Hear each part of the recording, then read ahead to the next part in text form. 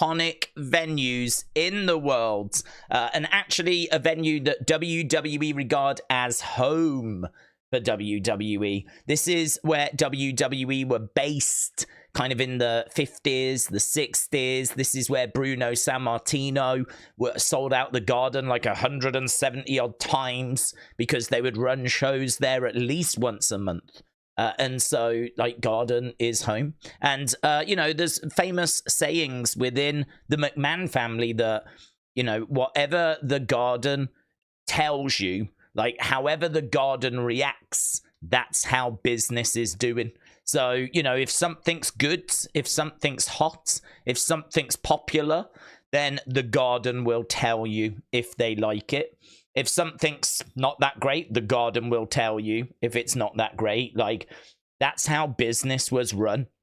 You could go to all the other towns, and I think they were just happy to see you, to be honest. Right? They were just happy to get some wrestling, but the Garden was always the place where you would get your honest reactions. You know, they would quite happily let you know if they didn't like something, but they would quite happily tell you if they absolutely love something. And this is home. This is home for WWE. We don't go back as much as we should.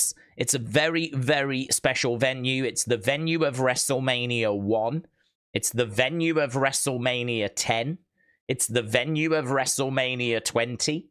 Plus also countless other premium live events, pay-per-views from the history of WWE. Loads of shows have come from Madison Square Garden. This is special tonight.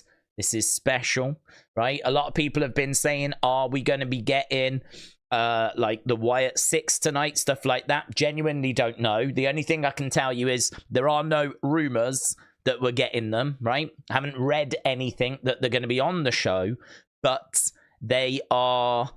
There's always a chance. They are the hot new thing. This is Madison Square Garden. This is the heart of Manhattan. And so there's a chance. There's definitely a chance. I'm not expecting them. I'm not saying that we're not going to get them. I'm just saying I'm not expecting them because I think they're on Raw. They've not been advertised. They could be a surprise. But the streets are sort of saying that there might already be some pretty big surprises lined up for tonight. The streets are kind of implying that tonight is not going to be a night where we're short of surprises. This is the kind of show that you don't want to miss, right? Haven't heard exactly what's going down, but just from what I've read from a rumor point of view, and also the fact it's Madison Square Garden, this is not another show. So very excited for tonight. If you weren't excited for tonight, I think you can afford to turn that dial up at least 1 or 2 notches. And honestly, we'll see what we get. I am not expecting just another show tonight. I'm not expecting this to be a show and then at the end of it we go, oh yeah, that was all right, right? This is the Garden, we go big, right? So we'll have to see how it plays out. We know that we've got a Bloodline segment, and there's lots of opportunity for things that can happen with that Bloodline segment. So we know that we've got the Bloodline segment. In fact, I do have the preview up on screen so we can go down. So a Bloodline acknowledgement ceremony to welcome in Jacob Fatu. So we've got that. We've got Jade Cargill against Candice LeRae against Tiffany Stratton. That is a Money in the Bank qualifying match. We've got Naomi against Blair Davenport against Indi Hartwell. That's another Money in the Bank qualifying match. LA Knight against Logan Paul against Santos Escobar. Logan is gonna be competing tonight. That is another Money in the Bank qualifying match. Logan trying to get into Money in the Bank, even though he is the United States champion. And you could probably argue he should be defending that belt instead. But he is going to see if he can get into that match. LA Knight, Logan Paul, Santos Escobar. I don't know how this is going to go, but I'm thinking Santos gets through. I'm guessing that Logan, LA Knight are going to somehow cancel each other out. And then Santos is going to pick at the bones. So we'll have to see how that plays out. But yeah, I'm not expecting Logan to be in that match. I'm thinking him and LA Knight are on a collision course. That collision course feels like SummerSlam to me, though. Doesn't feel like we're doing LA Knight Logan at Money in the Bank. Feels like it's going to be at SummerSlam. But I don't know. That's interesting. We'll see how that plays out. So big night tonight. And obviously all eyes on that Bloodline acknowledgement ceremony. We are expecting something juicy to come out of that. Not expecting that to just be a normal segment. We're expecting something juicy to come out of that. But again, are we expecting the Wyatt 6? Let's be crystal on that front. Personally, no. I'm not expecting them, but that doesn't mean that they won't be here.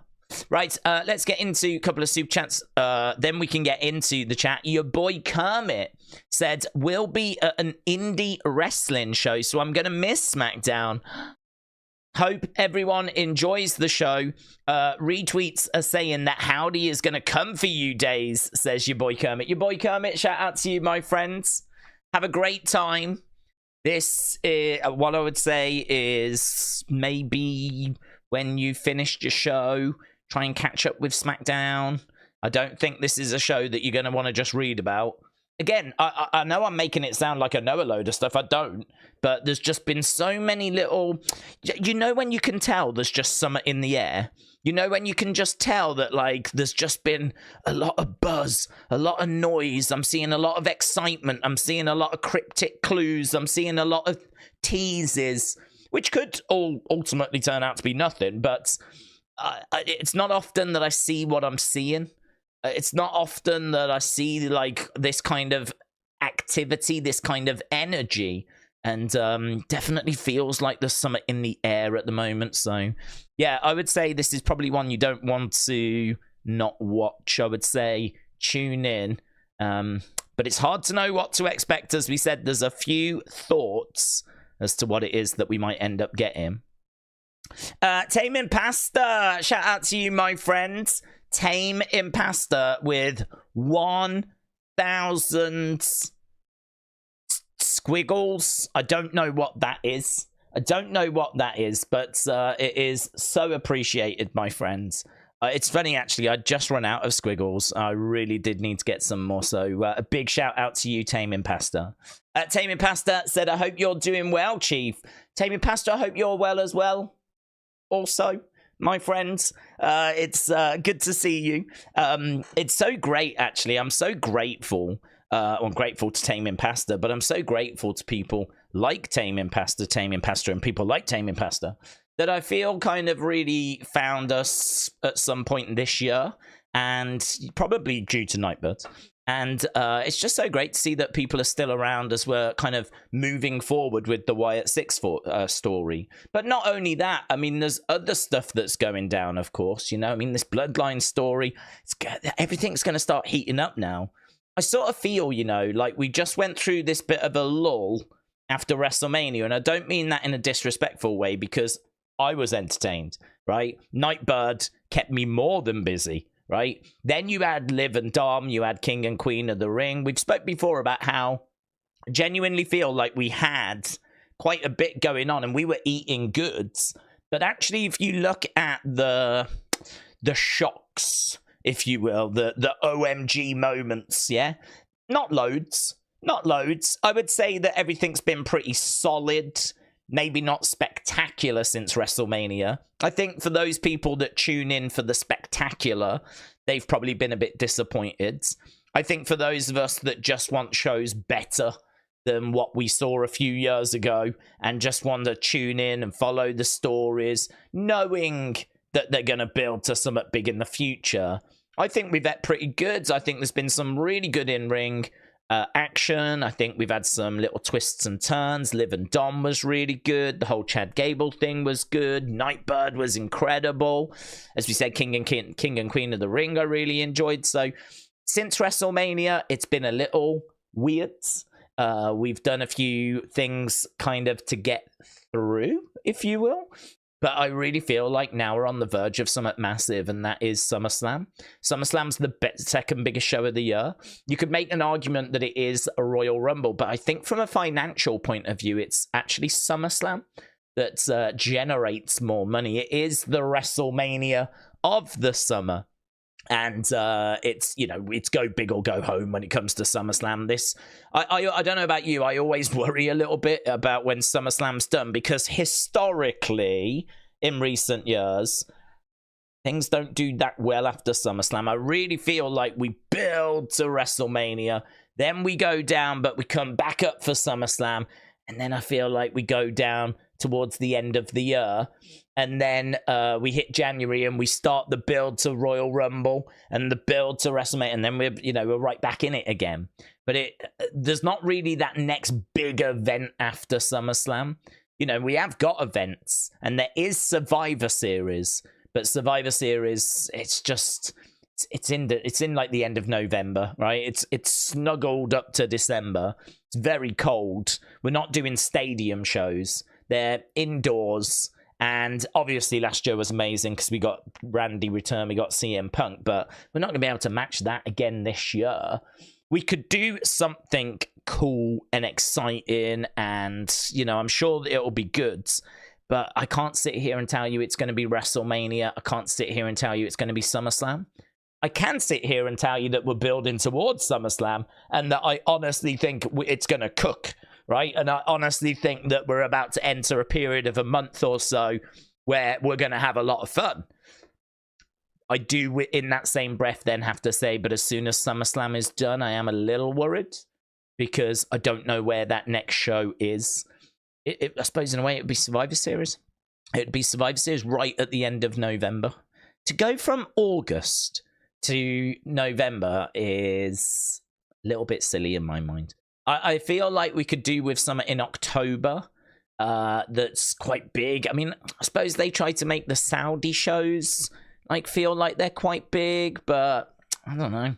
Perhaps we need to go to a warm country in October. We need to go somewhere where we can do a stadium in the sunshine, build a massive card, and we need a massive show, big show in like October time. Maybe even move Survivor Series. Have Survivor Series in October. I know that traditionally it doesn't go there, but it's meant to be a big show, isn't it? Meant to be a big show. It's just, it doesn't really feel like a big show when it's in an arena, but you can't do a stadium in the end of November.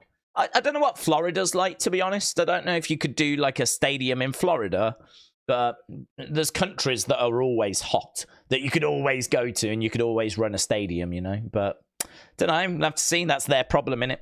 But we are building to SummerSlam, and I can honestly sit here and tell you we're going to eat good. So a big shout out to everyone that's found us recently and has stuck with us as well and continues to contribute to this community. It really is appreciated. And a massive shout out to Taming Pasta, who just constantly shows love and support to this channel, this community, and it is so appreciated, my friends. So I hope you're doing well, and I hope you are excited. And it's not you that should be calling me chief. It's me that should be acknowledging you. Taming Pasta, you've been acknowledged. Justin said, what the pig? 6 per Tom. What? Sorry, what? What the pig? Wyatt 6 per Tom. Okay.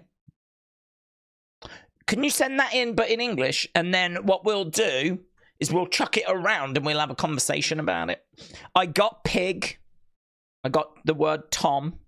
I got 6. That's about as far as I got. So, Justin, shout out to you, my friends. Shout out to you. I also get very excited about pigs and Toms. Wrestling Russ said, I have a feeling we might get Roman to pay tribute to the High Chief. It's not out the question. Wrestling is who they are, and it is their family business. Call me crazy, but I won't be surprised. Wrestling Rush, shout out to you. I agree. I think that it's definitely going to be something for Sika on the show, and that absolutely should.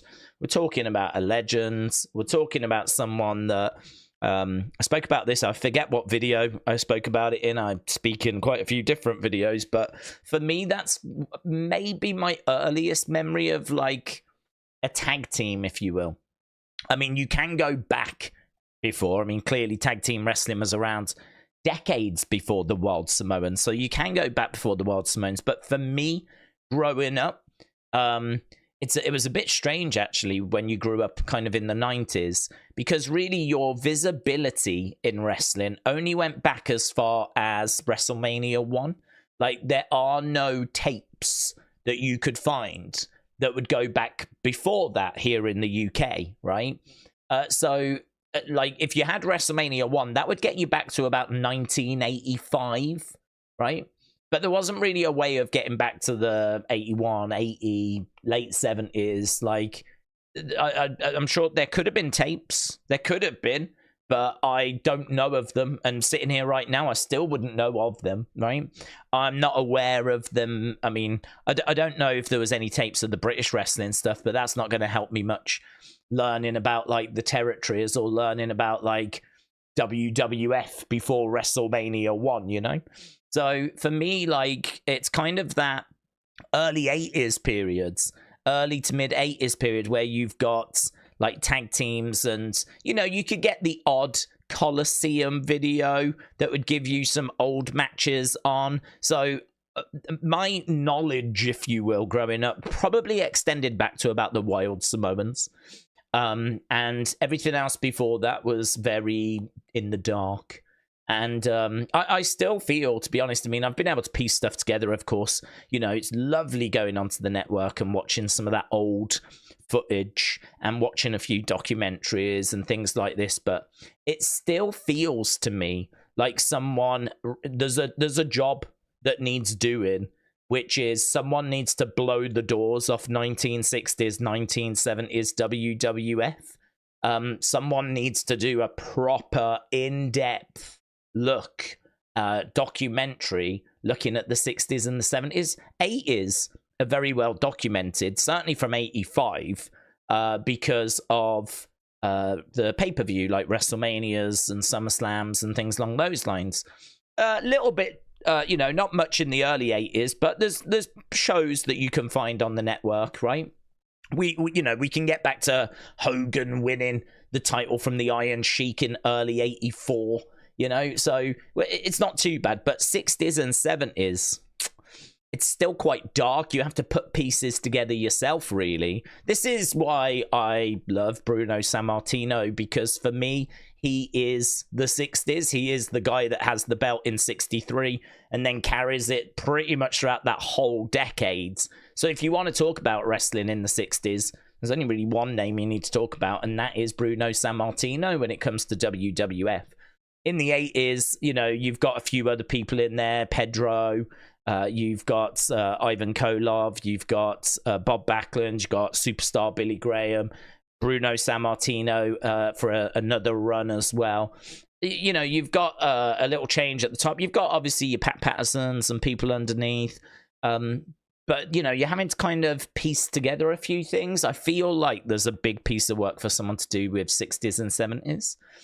Which I would love to do, but I feel like it would take a long time. You know, footage is quite scarce, so it would be like a real project. But I don't know, someone at some point will do that, I've no doubt. But yeah, for me, like the Wild Samoans, that was like one of the earliest tag teams that I was aware of in the history of WWE. And, you know, knowing that they kind of were the forefathers of the Anoa'i family. And you look at the Yokozunas, the Rikishis, the Umagas, the Roman Reigns, the Usos. You look at all of those people that followed the Wild Samoans that came into WWF after them. I mean, what an impact. Not only for their in-ring careers and as a tag team, but look at what followed.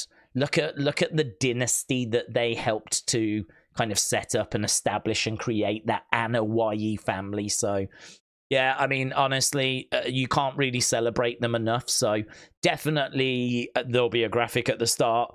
If not at the start, it's because they've got plans to do a bigger segment during the show. They actually did a little thing during NXT where we got something a bit more than just a graphic at the start, you know. We actually went to the commentators and they actually said quite a few words. They had, you know, it wasn't long, but it was a 20, 30 second part of the show where they spoke about Sika, his contributions, and his sad passing. So I don't know if it might be a bit raw to have Roman actually there and paying, like, saying something or paying respects. I don't know, but I've no doubt that that Bloodline segment is going to feature him in some way. I don't know if the Bloodline will have armbands on. I don't know how they're going to pay tribute, but it's going to be a very interesting segment now. Very interesting. How will they pay their respects to Sika, you know, because I expect them to. Or, you know, will they use it as a way of maybe building the feud? That's Roman's dad. Could they use it as a storyline thing? One thing I know, right? One thing I know is a lot of people out there would go, no, you can't do that. It'd be disrespectful. I have no doubt in my mind that Sika would want to be used as part of a story. I have no doubt, right? You're talking about someone that was old school, someone that, you know, loved the business, someone who I think would, you know, this was not a soft man. Right, this was not a man that was all cuddly and lovey-dovey and, oh, you've hurt my feelings. That ain't the Wild Samoans. That ain't Sika. That ain't Alpha, right? So I really would not be surprised if they maybe even did something that slightly disrespected Sika as a way of getting heat and a way of building sympathy on Roman, or I don't know. And a lot of people would say that that would be disrespectful, but I've no doubt in my mind that he would be totally fine and actually would welcome such a thing. It might be a bit strange to think that way, but if your life is wrestling, I could see it being a case that even when you pass, you still want to be mentioned or featured or, you know, in some sort of way, in an angle as well. Not just a graphic at the start, but like, you know, you got a bit of heat, or you got a reaction, you contributed to another reaction. So I really, if they did go down that road, I really wouldn't. The last thing that family would want to do for real would be to disrespect one of their elders. That would be the last thing that they would want to do. So if they did go down that road, my first thought would be that's what he would want. That's what he would want. I don't think they'll do that, but I'm just saying if they do go down that road, it would be fine with me. Not that no one needs to ask my permission, but I would take it the way that he would want to be featured in that way. So, Wrestling Rush, shout out to you. Carlin Dawn said, I've sent you a message via X yesterday. Okay, thank you. I'll say DMs, forget it. I'm drowning. When it comes to DMs, I just get so many people sending me. I think people have kind of thought to themselves, oh, he gets a lot of notifications, I'll send him a DM instead. So like now I'm just drowning in DMs now. So like DMs, I just cannot get through them. I'm trying to stay on top of notifications because actually, since we've got less Wyatt 6 stuff, my notifications have sort of settled down a little bit, which is really nice. Actually, it means that I can stay on top of them at the moment. So I would say that if you've got a thought or something, you can just drop it in a DM. Oh, it does remind me though, what I've started to do, and I think this is something that's worth knowing for you lot, right? I've started to mute the posts that I put up. I've never done that before, but I've started to mute because I'm finding a lot of comments are in reference to posts that I put up, right?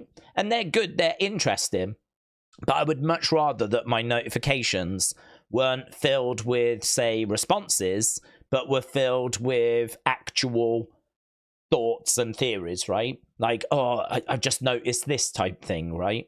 So what I would say is, if you've got something that you are like, oh my god, I really want to like get this across, I would say put it in a tweet and just tag me in it, right? I wouldn't reply to any of the posts. You can reply to them, but don't reply to them if you want to try and get my attention, because I mute them now. So that is worth you knowing. And I don't do that because I hate you. I do it because I'm desperately trying to find a way of getting my notifications back to normal. Because I just get a lot of responses and a lot of people going, I really like this and stuff like that, which is cool. That's great. I love hearing from people, but it's too much to manage, man. There must be a way that like you can manage Twitter better rather than like, you know, and I think like muting certain conversations is probably a good way forward for me. So if you want to send me some, send it to me, but just tag me in it. And then it should come through to my notifications. If you drop some as in a response, chances are I probably won't see it. Blame Darius said, we want a DazeCon. DazeCon. Could you imagine? Oh, just my face everywhere. That sounds absolutely horrific, doesn't it? I'd like to think that a lot of courting couples would go to DazeCon. You know, a lot of like first dates. That would be quite nice. I would try and encourage that. A lot of young lovers, like, hey, should we go to DazeCon? I'll make it, if we do it, I'm going to make it very Instagram worthy. There'll be lots of little areas where you can like pose and have your picture taken for Instagram. Because that's the world we live in now. You've got to provide things that look good on Instagram. And I'd have loads. I'd have like 50-foot Daze bobbleheads. And you can like push the head. And it just wobbles back and forth like this. It'd be terrifying, right? But a lot of fun as well. So Blame Darius, we'll chip away at that. We'll chuck a few ideas around. And honestly, this time next year, we should have something about as spectacular as that Willy Wonka event in Glasgow. That's where I'm benchmarking it. So Jojo, shout out to you, my friends. Hope you are well. Aaron. Hello, Aaron. Aaron Hanrahanan says, just want to give a shout out to Dijak. Wouldn't bother me, he's not here.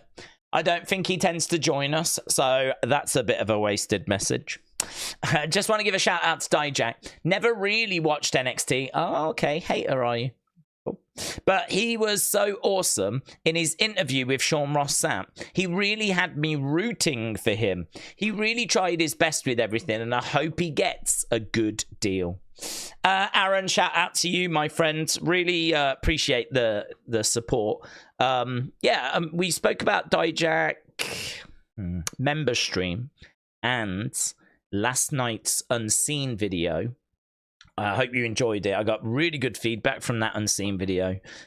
People seem to really enjoy that tweet kind of breakdown, which I loved as well. It's so good because when there's something like that, I get so excited. I'm like, oh, I can't wait for people to see this. And yeah, it was good, man. It was good. We had another tweet today, but I mean, it was quite easily solved, but it was still really good. I mean, it was still a little puzzle that had to be worked out. I mean, if you've been at work, maybe you won't have seen, but if we go down here and go over here, I can show you. There it is. Look, Wyatt 6 tweeted out this word puzzle, very similar to the kind of thing we were getting in the QR codes. So if you go over to the Wyatt 6, you can actually work this out. It has been solved, and I'm not going to ruin it. So you can go and you can work that out. That dropped 6 hours ago. So very fun, very cool, and we'll have to see if how that plays into things going forwards. But yeah, I think that we spoke about Dijak. I think that he is. I don't understand it, to be honest. I think if you are someone, how old is he? Is it an age thing? But then if it is an age thing, why call him up? If it is an age thing, why keep him around? He is 37. To be honest with you, he should still have about 5 years. I mean, I always think of with a footballer, I always think like 33, 34. That's where, you know, you probably got them till about that age if you're a soccer player. So if someone's 22 now, I reckon you've got a good 10 years, 11 years with them being in your football team, right? That's kind of a rough number that I think of. You know, back in the day, it might have been when they hit 30, but as time's gone by, obviously people know how to look after themselves better, better diets, and not smoking as much, not drinking as much. And so now you kind of get to the point where they can get to like 33, kind of around that age, right? In regards to wrestlers, it's clearly later than that. I reckon you can get to about 42, 43. You can go on. I mean, we know that Randy has gone on. We know that R-Truth has continued to go on. So you can go on past that point. But I would say once you're hitting that kind of 43 age, you're probably, you know, you're past your prime. From that point, you're going to keep seeing diminishing returns. From that point, you're going to have to look after your workload a little more. Not immediately.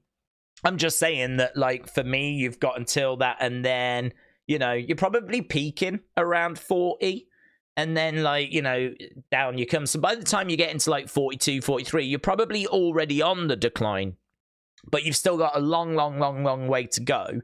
So, you know, you can keep going for, well, however long you want to, and however long your body will allow, but I can't imagine too many getting past 50. Let's put it that way. I can't imagine WWE wanting too many people, say, past 48, something like that. Just as a rough ballpark, right? We're not being ageist.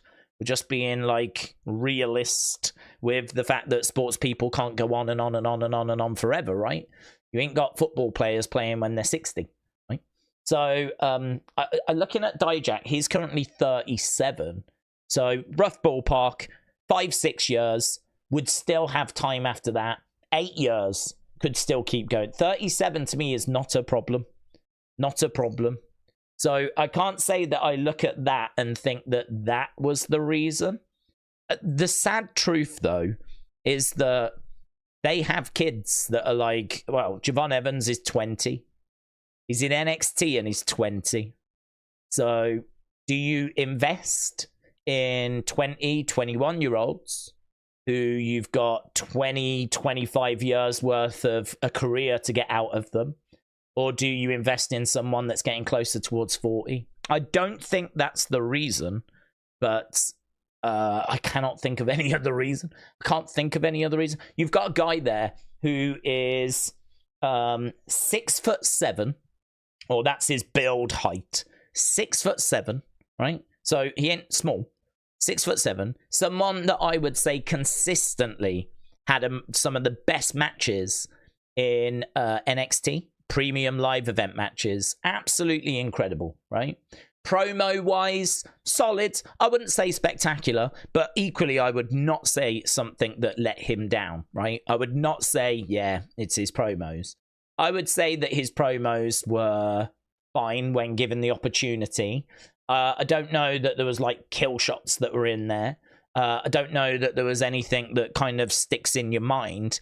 But equally, I did not watch his promos and think, oh, my God, that's a big problem, right? So I can't say it's promos. Can't say it's in-ring. Can't say it's his height. Can't say really it's his age, but that's the only one that I would say, would this be different if he was 27 rather than 37?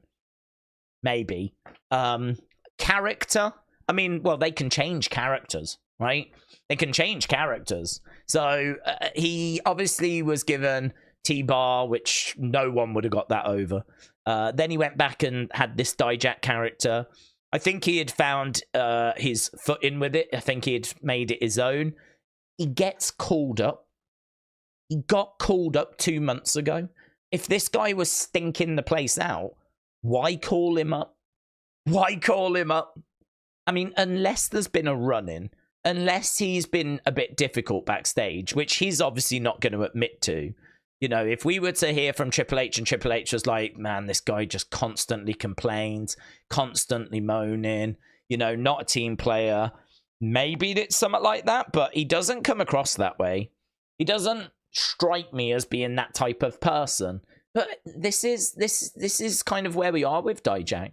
You're left scrambling around trying to figure out what the flip is going on. Because a lot of the time you can look at people and go, it's the promos. They just don't have the charisma. or it's the in-ring, it's not good enough, or yeah, it's the age, they're 45, you know? With Dijak, you're looking at everything going, I don't get it. I don't understand. I don't get it. He is a great professional wrestler. Why the flip would we let him go? And the only thing that I can come to is the age. If it's not the age, maybe it's just he was not good enough. Maybe it was he had banging matches, but he didn't have a look that they felt was marketable. His promos were not quite strong enough. The match quality is unfortunately not the primary concern. You know, your matches can stink the place out, to be honest, but they'll just find a way of presenting you which kind of protects that. I keep using the Ultimate Warrior as the best example. Warrior couldn't wrestle for toffee, but yet is one of the biggest stars in the history of WWE because they found a way of presenting him that worked. So, unfortunately, he's good at something which it's important, but I think you can get away with not being the best in the ring. So, I don't know. I'm left scratching my head. I don't know if it's an age thing. I don't know if he just wasn't good enough, but I wish him absolutely all the best. I hope wherever he goes now, he absolutely kills it. I hope he absolutely kills it, and I hope he shows WWE up. And that's very rare for me to say that. You know, it's very rare for me to sit here and go, I hope he shows WWE what a mistake they've made. But I really hope he does. I hope he goes somewhere. I hope he becomes a massive star. I hope he gets the whole social media kind of world talking about him. I hope he does a bit of a Joe Hendry. Everyone talks about Joe Hendry. I hope Dijak does that. I hope everyone's flipping talking about him. And I hope that WWE go, yeah, dropped the ball on that one, didn't we? And realise that they made a mistake. I haven't seen that Sean Ross Sapp interview, though, Aaron. I'll have to try and check that out. Hope you will. Justin said, Daze, I'm sorry. Tom, spoiler warning. He was very informative about the Wyatt 6. The key was watch the pig, Gacy, was picked by Bray to be his predecessor. Justin, thank you. Got you. Do you know, it's funny, actually. We were a few minutes late because I was actually watching that. I was watching Spoiler Warning. Brady, Alex Bliss Gamer, said, you want to watch Spoiler Warning? And I was like, oh, yeah, that is on today. So I put it on, and I started to make a few notes. I've actually got them in front of me. Notes that I was making about what Tom was saying. I mean, what I would say about Tom is he is someone that has been around in kind of the wrestling media for quite a while. And I've always found him to be very accurate. I've always found him to be very informative. It's one of those where I'm waiting, I suppose, to see, because I haven't really seen him branch out on his own. So he's kind of out on his own now doing these spoiler warnings, and he's kind of, you know, just out there with his own channel. If you look at how many followers he's got next to no followers. Like, it's all quite low. When I was watching his show, there was like 100 and some people watching, right? I mean, he's not Sean Ross Sapp yet, right? He's not at that level. I don't know if he'll get to that level. But he's someone which I feel comfortable saying that I watch, I'm keeping an eye on. And listen, I can't really sit here and tell you, like, yeah, he got this right, he got that right. He has in the past when he's worked for other companies. I'm waiting to see really what we get now with him now that he's branched out on his own. You know, was his information accurate because he worked at other places? Or does he have the sources himself? I can't sit here and tell you that. I genuinely don't know. But I am watching him. I am keeping an eye.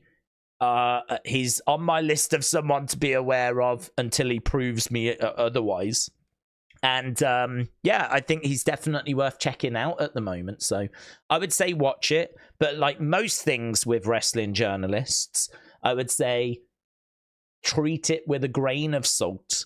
Because well, you just don't know, do you? I certainly don't think he's making it up, but you know, but I would just say I can't sit here and go, he got that right, he got that right, he got that right, he got that right, he got that. I can't say that yet because a lot of the stuff he's been talking about has been in the future, right? And I don't think he's kind of been out on his own very long. So I watched him. I will try and finish that. And yeah, we'll see what he throws up. So I'll have to finish watching that after we're done with SmackDown. So lovely, Justin. Thank you. I mean, to be honest, Justin, all the keywords were there the first time. You did say pig, you did say Wyatt 6, and you did say Tom. So I blame myself for not working that out. So, Justin, I hope you're well, my friends. Right, TNT Pro Wrestling Booking Agency LLC. Hello, hope you are well. Pro Wrestling Booking Agency. So, guys, if any of you in the community want to be booked, hit up TNT Pro Wrestling Booking Agency LLC. They'll get you sorted. They'll get you some bookings. Carl and Dawn said, I saw an interview with Triple H. He teased a Wyatt 6 and Bloodline feud might happen. Yeah, I saw that. I think that it could. I mean, I don't think that's too much of a reach to think that we will get that match at some point. I'm not expecting it anytime soon. Mainly because it feels like we're building towards Roman coming back, and it feels like we're building towards like some sort of showdown. We know that Roman and Solo don't follow each other anymore. We know that a lot's going on that Roman's not aware of. Don't know how he's going to react to that news. You know, we keep getting the tribal chief, and it keeps being teased. The tribal chief told us to do this. And, you know, I think we're all expecting it to be a big reveal that the tribal chief is not Roman Reigns. I mean, Solo even told Paul Heyman last week that Roman's, Paul, I love you. That's why I'm going to tell you this. Roman's not coming back, right? So it feels like the wheels are in motion for this Bloodline feuds. And it feels like the wheels are in motion for a showdown there. So I don't know quite how we're going to fit in a Wyatt 6 Bloodline feud right now. But yeah, definitely at some point they're going to cross paths. You're talking about the two biggest groups right now. I mean, you could make an argument Judgment Day, but I don't think you could say Judgment Day are bigger. Well, Judgment Day have never been bigger than Bloodline. And I don't think right now you could say they're bigger than the Wyatt 6. Wyatt 6 are the talk of the town.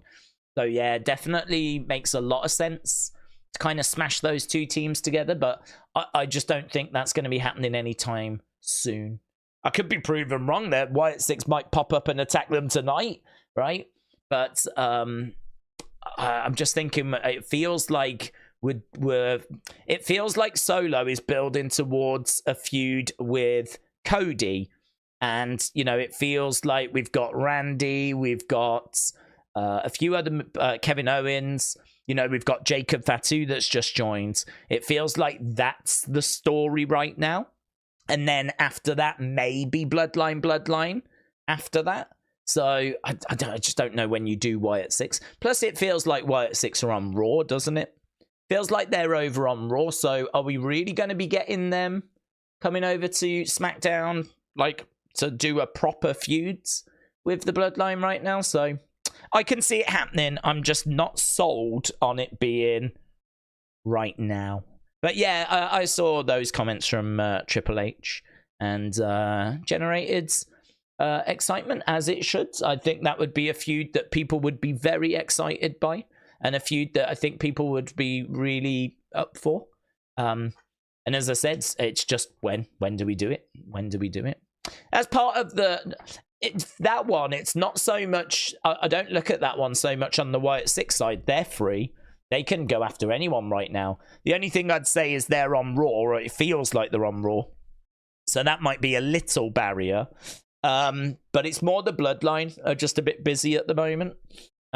So, and maybe, who knows? Perhaps Survivor Series this year will be Bloodline versus Wyatt 6. We're thinking it'll be Bloodline. Perhaps it'll be Bloodline versus Wyatt 6. Gotta think the Wyatt 6 are going to feature big once we get SummerSlam out of the way. I expect SummerSlam to be the first match. And then gotta think that, you know, after that, they're going to be involved then. So gotta think they'll feature big at Survivor Series. So how do you get them on the card? Blame Darius said a dark twist before the show. Assuming they own it, what does TKO do with the Owen Hart footage now? Hashtag DazeCon. Dark twist before the show. Assuming they own it, what does TKO do with the Owen Hart footage now?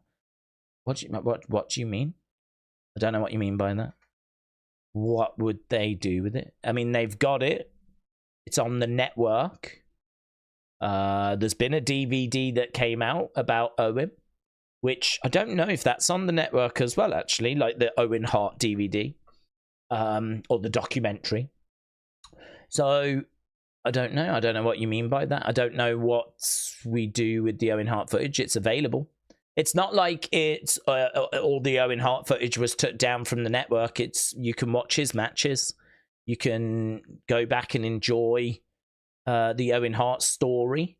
So I'm not sure what you mean by that, to be honest.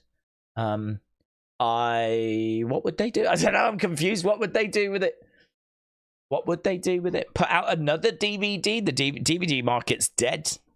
So there's no DVDs that are gonna come out. There's no need at the moment to make a documentary. They already made one. So yeah, I don't know. I don't know what you mean. What would they do with it? Coaster said, I'm super excited. I just set up my next interview. It's Dijak. No. Is it? You're gonna speak to Dijak on Wednesday next week. Are you? No way. Hey, Coaster. Do you know what?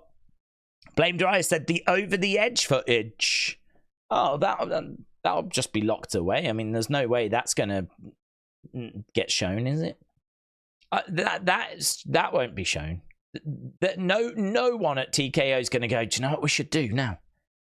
We should release that footage of when Owen died. No, that ain't happening.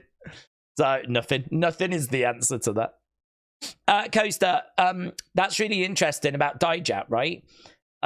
Why don't you ask the community, right? Your community, this community, any community, to send in questions, right? That way you can ask questions that people want to know the answers to, and people always love hearing their names read out on streams and videos. So if you were to ask him questions and you go, this is from Scott in Connecticut, right? This is from Vince in Connecticut. How can I resolve my legal case? You know, something like that. Like, people love to hear their names being read out online. So that, I think, would be something that would be very well received. And it might give you, you can just cherry pick the best questions as well. So you might throw up some questions you didn't even think about. So it's kind of win, to be honest. Everyone wins. People win because their question might be asked. You win because there's probably going to be some genuinely really interesting questions. Dijak wins because it's going to make for a more... I would imagine what he would want to get out of it is he will want that to be as big as possible. You know, if I'm Dijak right now and I'm agreeing to go on to all these different shows, I want all of them to smash ratings records. I want all of them to be just everyone talking about it. 'Cause I need my brand to be spoken about, right? I need my brand to be spoken about because I need as many people to be aware that I'm out of WWE. I need as many people to be aware that I'm free, I'm available, you can book me. I want to be trending. I want little clips of the show to be trending. So if I'm Dijak, I would not want to go on to an interview where someone's just asking me softball questions. Not that Coaster does. I've seen his interviews are excellent. But I wouldn't want someone asking me little softball questions that's not going to get any interest. I would want stuff that's going to get people talking. I would want stuff that's going to get attention because I need people to talk about the fact that I'm free, I'm available now. I'm no longer under contract. So, yeah, that's really good, that is. That's really good, Coaster. I think that's an excellent interview to get lined up. And it got me thinking about, like, how can you... you know, bring the community in and bring the audience in. And that would be one way, wouldn't it? That would be one way. I don't know if anyone else has got other ideas, but I know I can speak for Coaster when I say that he will be open to you dropping him messages, dropping him your thoughts. So he did a brilliant one, actually. I saw him interviewing Enzo a few years ago, and I do think, Coaster, you are a very, very good interviewer. Very, very good interviewer. I think that you've got a nice mentality, a nice tone in your voice. You're very well researched. You're very easy to talk to, so it flows very well. You know, it's not like, okay, my first question. You know, it's not awkward. It's not nervous. So yeah, I'll look forward to watching that. So if you've got any other thoughts or questions or suggestions, I would say hit Coaster Maniacs up, because I would imagine, knowing him, this is probably the start of you know, a few interviews, because I know that he's been trying to get some people on, but it is tricky. A lot of talent, they have to go through like officially accepted channels. You know, this is why you see like Chris Van Vliet getting a lot of interviews on a regular basis. He's clearly in with WWE now, and good for him. He's great at what he does, so good for him. But you know, when I was seeing Chris like years ago, he was not getting WWE interviews. He was like getting like people outside of WWE, but he's managed now to eventually work his way up, get that trust, and now he's in with WWE. And who knows, Coaster, if you keep chipping away at it, you might be able to kind of get to that level. Very good. Well done, my friends. Hard-hitting questions, says Coaster. Maggie said, WWE stopped doing them in Scotland. I'm devastated. I brought them all. Yeah, the DVDs. Yeah, there's no DVD market anymore. It is very disappointing. I think that they've really... Well, to be honest with you, they're getting squeezed from two sides. So they're getting squeezed from WWE because, you know, who's going to buy the pay-per-views now when $9.99 a month you can have them all, right? So $9.99 a month you can just get all the old pay-per-views, right? You get the network, right? So I can't imagine that the shows sell as well as they used to. And so then, of course, you go, well, documentaries. Why not do the best of Macho Man and tell the Macho Man story, the best of Hogan?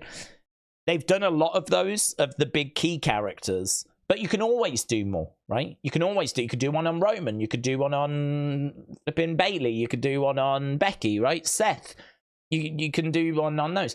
I think the other side they get squeezed is on YouTube, because on YouTube, that's where all that lives. So, you know, like our very own Wrestle with Andy, who does a fantastic job. I mean, you've all seen his channel. It's amazing. That's basically the new DVD home video, WWE home video. You know, you've got the documentaries being kind of ticked, and you've got obviously the network that boxes off the pay-per-views. So what can they do? Where else is there for them to turn? The only thing I think that they could maybe carve a bit of a niche out is if they could get their hands on some of that kind of unseen footage. If they could get their hands on like some house show footage, they could get their hands on some matches which have never been seen before. You know, they used to do that, and like unreleased Hulk Hogan matches, unreleased Shawn Michaels matches, those kinds of things, you know. I've got one actually of like matches, I think it was called unreleased, but unreleased matches from like the golden era, which is like, you know, 85 going into the early 90s. And it's all stuff that might have popped up somewhere, might have featured on a show or featured somewhere, but these aren't matches that are going to have been, you know, on pay-per-views or are going to have been like big deals. They might have aired on a weekly TV show back in 89. And most people won't have seen them, and so they're on this DVD. So maybe there's like things like that they could have done, but I'm sure they thought of these things and just kind of came to the end of the road, really, unfortunately. I'm guessing they were just like, well, that's not going to be enough to sustain the business, and we're done. So heartbreaking, really is. I mean, certainly we've spoke a lot about going to car boots or garage sales, maybe you could say in America. But car boots is what we do over here. And buying old videotapes and whatever. And that's how I got into wrestling. Well, my cousin got me into wrestling, but how I was able to explore wrestling was by doing that. So love all that side of stuff. So very disappointing that it's gone. Daniel said Braun Strowman getting recruited for Wyatt 6. He came in with the Wyatts. Undercover Manager said, thing is, the documentaries on DVD, some are hard to find. There is a Ric Flair in the 4 Horsemen one. WWE did it a long time ago. I can't even watch it online, said Undercover Manager. Well, I mean, that's a shame that you can't find that. I know the one you're talking about. I don't think I have it, actually. They do have a lot on WWE Network or Peacock now, but yeah, I don't think they have them all. I'm trying to think where you might find that. I don't know, to be honest. I don't know. That's an interesting one. I feel like it should be online somewhere, you know? Oh, definitely illegally, but I'm like trying to think, would it be on Watch Wrestling? I mean, I don't think so. That site's been shut down so many times. They've probably only got like the past few weeks worth of shows. So yeah, I could understand that being tricky. I could only imagine just hitting eBay and just getting an old DVD copy of it, to be honest. It's probably the quickest, most successful way of getting your hands on it. Kian said, hello, Daze. Hello, Kian. Hope you are well, having a good stream. How was your day? Do you know, my day was quite good, thank you. I feel really rejuvenated, and I don't know why. I think it's because last weekend I went out with my cousin. So Saturday night was quite a heavy night, actually. I never go out. So going out, and I mean, my cousin can drink, man. So like, you know, I'm like 6 pints in and I'm singing sea shanties. So yeah, it was quite a heavy night. So didn't feel brilliant on Sunday. Monday I felt pretty good, but yeah, I think I managed to shake it by about Monday night. But yeah, you know, a couple of days like Wednesday, Thursday, it's been a little bit quieter, of course. I've just been keeping on top of things on social media. We did a couple of member streams. We did a brilliant quiz on Thursday. I so enjoyed that.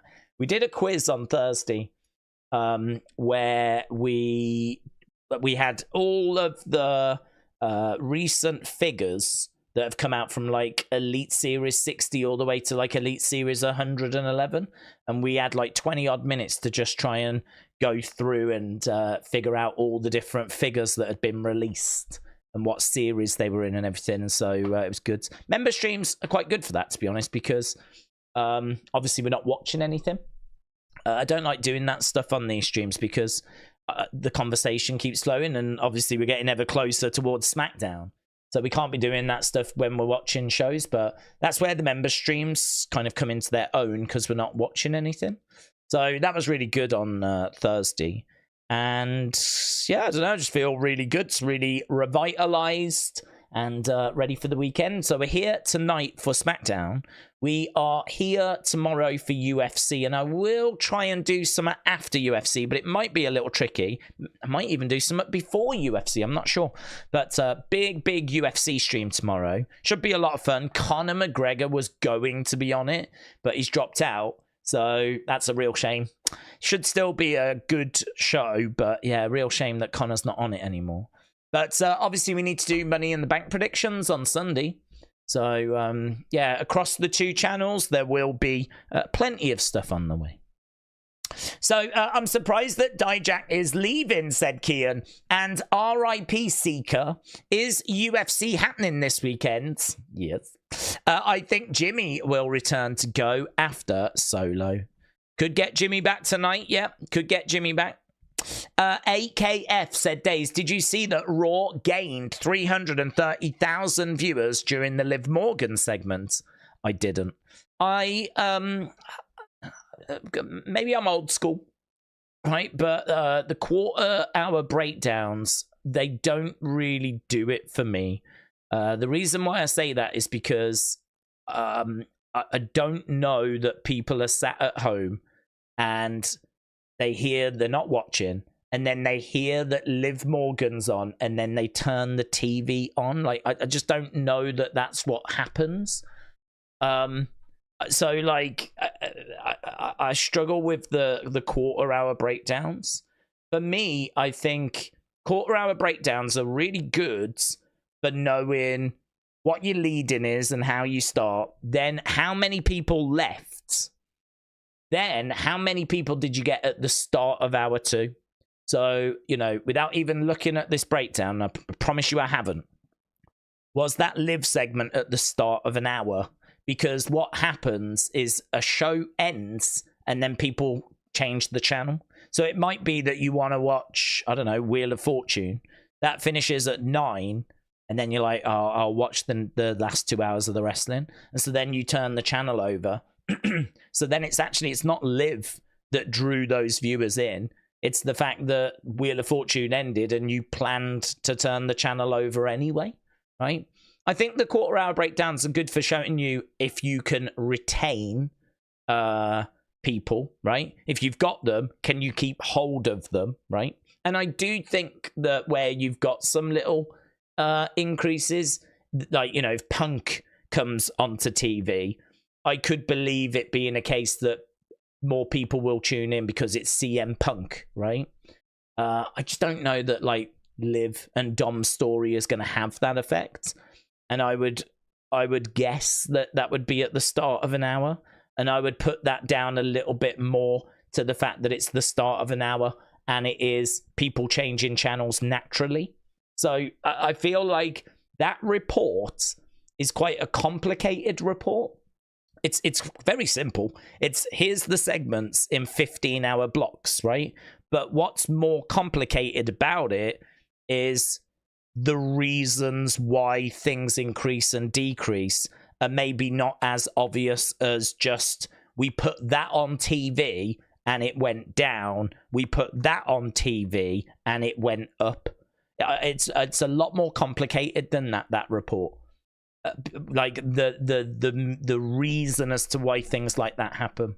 So, like, if I was sat in WWE headquarters and we were going to financially and, like, you know, analytically have a look at different indicators, and someone brought that in, you know, you're looking at it, but you really want to understand why things are going up, why things are going down. And I really don't think it's just as simple as we put this person on screen. Sometimes it could be, and it could be that Liv and Dom is doing so well that they did affect the ratings, but I would be I'd be interested to know at what time it was on, what the competition was there any sports that were on that had just ended. You know, if you've got a big football game or a big basketball game that finishes at 9, you would expect the start of your second hour to have a big spike, regardless of what's on. You would expect it to have a big spike because the big sports game has ended and all of those fans are now looking for somewhere else to go. A little bit like if there's a Taylor Swift concert, as soon as that Taylor Swift concert ends, if you've got a little burger van, chances are you're probably going to be selling a few burgers soon, because as soon as that Taylor Swift concert ends, there's a lot of people coming out of that stadium that might be hungry, and they're probably going to come to you for food, right? So I think reading that report can be tricky.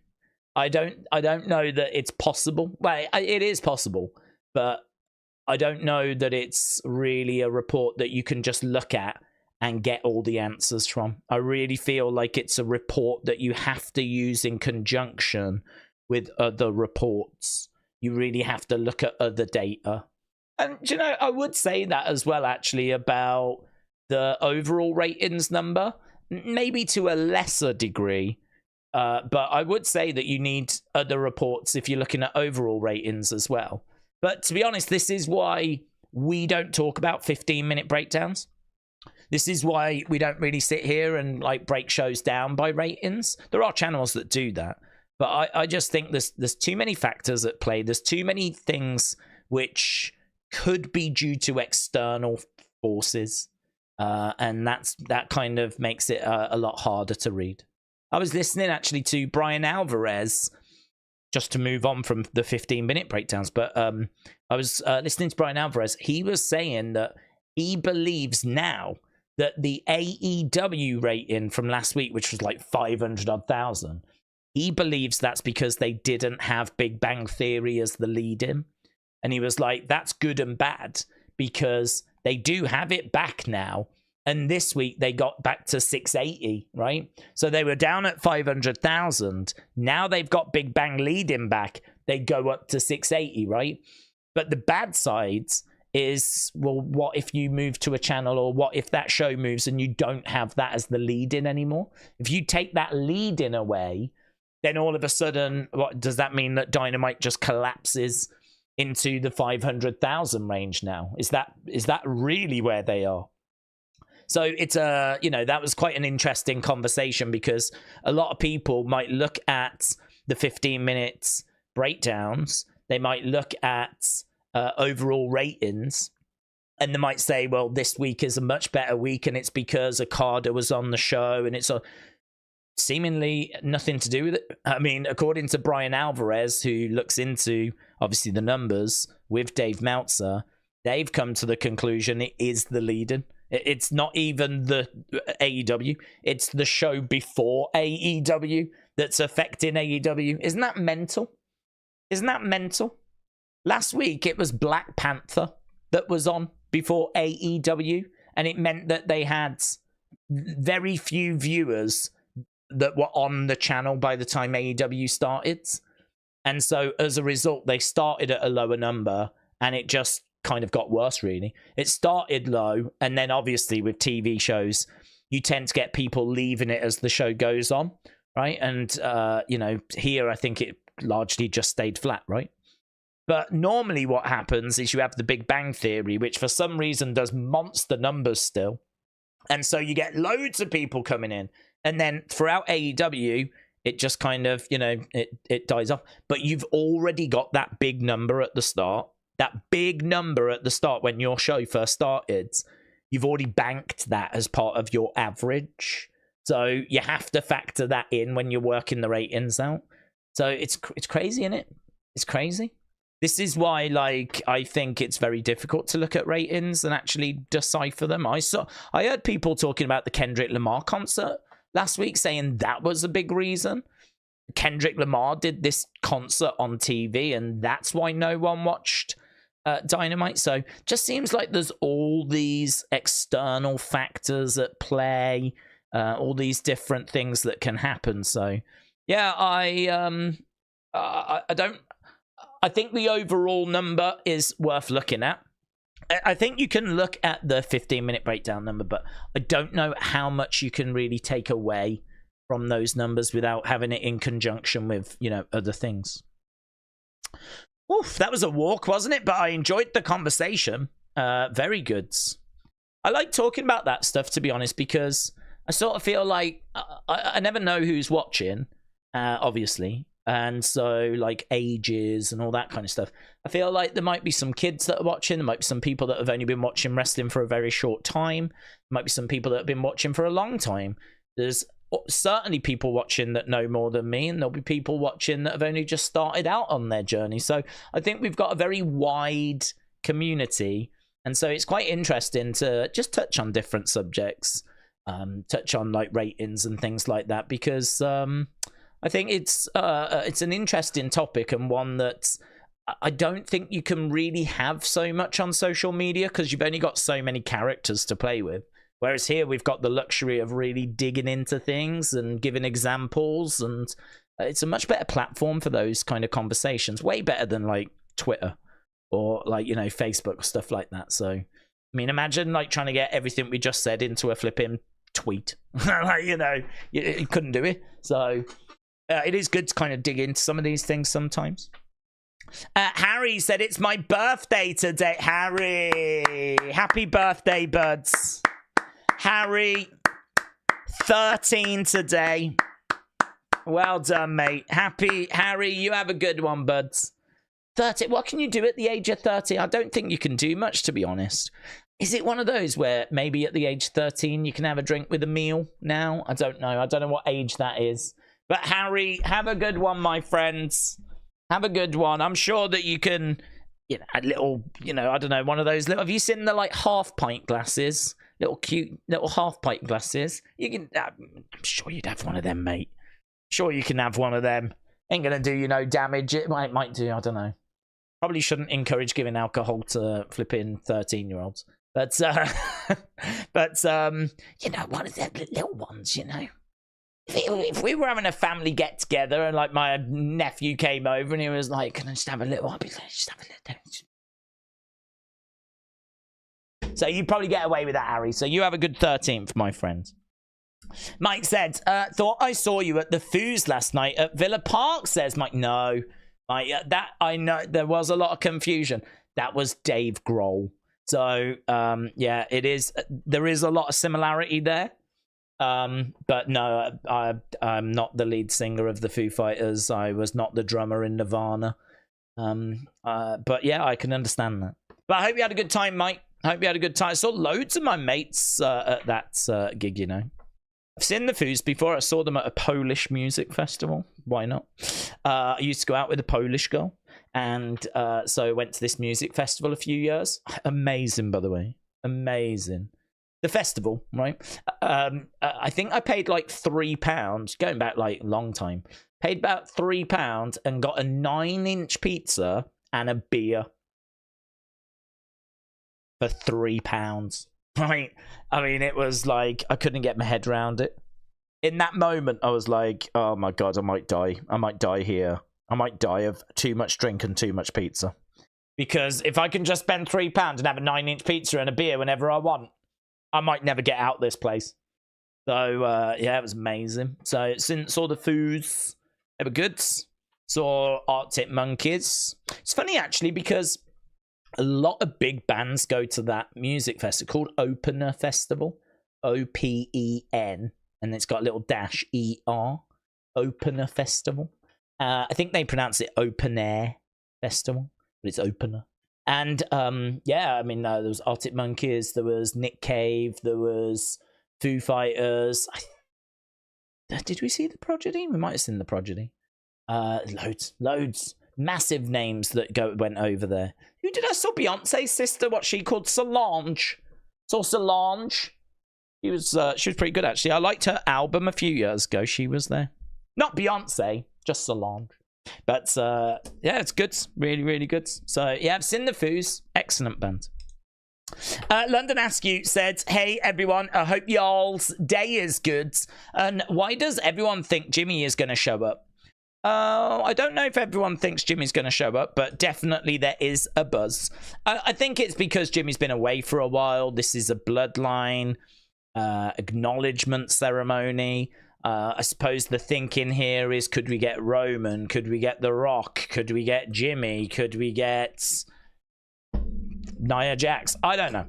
Could we get something that's going to go down in this segment? I don't think it's unfair to suggest or to think that there could be something that goes down here. This is Madison Square Garden. And I think that's playing a big part. The fact it's Madison Square Garden has got people like, ooh, this is interesting. Madison Square Garden. Could we get something juicy in the Garden? It's such an important venue. So I think it's those reasons. I have not seen any rumors that Jimmy is like expected or has been rumored or anything like that. I think it's just, we're in the Garden. This is a big Bloodline segment. What could happen? So I think it's just that, to be honest.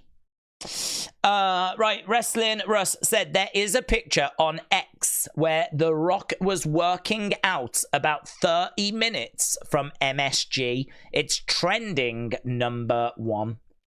Well, yeah, there have been rumors about him appearing. So if he is in the, well, can I just tell you that trending #1 in the UK is not The Rock, it's actually Love Island. Number 2 is Glastonbury. Dua Lipa is headlining Glastonbury tonight. Hope she's having a good one, Dua. Well done. Farage is at number 3, some politics thing. Joey is at number 4.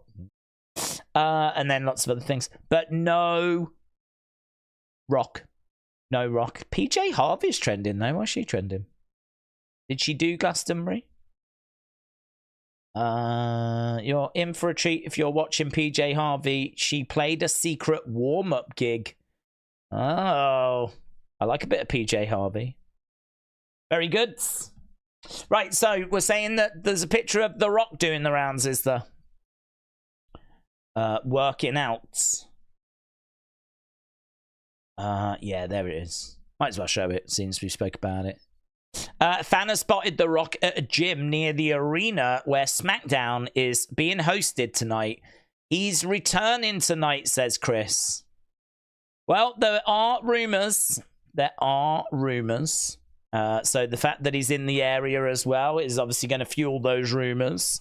We said we thought there was something in the air. But again, nothing confirmed. So we're going to have to wait and see, right? We may get The Rock tonight. It's in his interest, in all fairness. I mean, he is now a very important person in TKO, isn't he? I mean, it's in his interest to have these moments. So let's see if The Rock is going to make his presence felt. Kingslayer said, Daze, do you think that Drew taking CM Punk's bracelet could be a tease for AJ Lee return? I don't think so. I've not took it that way. I think that it's just like, how personal can we get? It's difficult, isn't it? Because we want to get personal. I mean, this is personal. I mean, think about it. Drew's wife was sick and she did not travel to Scotland. He had her initial the letter of her first name on his wrist tape, right? As he went to the ring to try and win the World Heavyweight Championship in Scotland. And he was denied by CM Punk. I mean, that is personal. That's not just a professional beef, is it? That is personal, right? So that's obviously a personal attack back, yeah? So I can't say that I've took it, that it's going to lead towards the return of AJ. It may go that way, but I think it's probably more likely that we're just trying to trade real personal shots at the moment. And if you're going to get personal with CM Punk, chances are you're going to reference AJ, or AJ's going to be involved. That is his wife. So I haven't taken it that way. It could go that way, but I haven't taken it that way. I think it's just barb for barb. It's trade for trade. It's shot for shot. But listen, I would love for her to come in. I really felt good that she was going to be at the Rumble this year. I really felt good that there'd been footage of her training. Punk had been back a few months. You kind of knew that, like, I know that she's suffered an injury and, you know, she can't really take bumps, but you kind of feel like the Rumble is the best match to protect her in. You know, you can bring her back. It can be one of those where she's in the ring. And, you know, there's footage of her, like, doing stuff in a wrestling ring. Even if she was just in for a little bit and then she ended up getting eliminated. But it never happened. And then, obviously, people thought, well, it must be because they're saving her for WrestleMania. Got to WrestleMania and that didn't happen. So, I don't know. We keep waiting and waiting to see if she's going to arrive. I think she will at some point. I don't know if this is it, to be honest. But I could imagine people speculating about it because it's not that crazy, is it? It's not that crazy. Alex Bliss Gamer said that Rock photo is old. Oh, is it? This is from, when did you say? This one's from February, is it? Oh, it's been debunked. Has it been debunked? Isaac says it's old. Don't tease me, says Hank. Oh, yeah, you're right. Look, there it is. If you're going to do anything for WWE Smackdown, Dwayne The Rock Johnson is amped fitness in Birmingham. Birmingham! that must be Birmingham, Alabama, not Birmingham, UK. Imagine if he was in Birmingham, UK. Oh my God. I mean, to be honest, I haven't got a clue what the gyms in Birmingham look like. I used to work and live there. So, yeah. Oh, well, there we go. This is why we said don't... What's going on with SK? SK is gone crazy. This is why we said, you know, we're going to have to wait and see. But there's lots of rumors tonight. Lots of rumors tonight. Right, very good. Do we watch AEW Picture? Do you know how to watch AEW Picture in Picture, but recorded? I don't know what you mean, CM Punker. I don't know what you mean. James said, let's be real. They'll make any excuse as to why it's suffering instead of admitting their Tony Khan is a fraud. Well, I mean, look, I don't get into that. As you know, I don't care. I genuinely, I don't watch it. I don't have any opinions on it anymore. I used to have opinions. I don't even have opinions. And when you stop watching it, you can't have opinions, really, because I can't sit here and go, they need to change this, they need to do this. I used to be able to do that, but I can't do that now because I don't know what they're doing. But, you know, we used to be able to go, listen, they've got to fix this, they've got to do this. You know, we'd sit and do our streams on a Wednesday and have a chat about stuff. But, yeah, now, genuinely, I'm out of it. I mean, the only thing I see are, well, the ratings. That's all I see now. I didn't even know, I promise you, I did not even know it was Forbidden Door this weekend. Didn't even know. But it was actually Tommy Toy Travels on Tuesday that told me about it. And we had a quick look at the cards. So, yeah, it's just not in my world anymore. And I've said before, I don't miss it. I don't mean that as a disrespect. I just don't miss it. I really, it's not been a problem.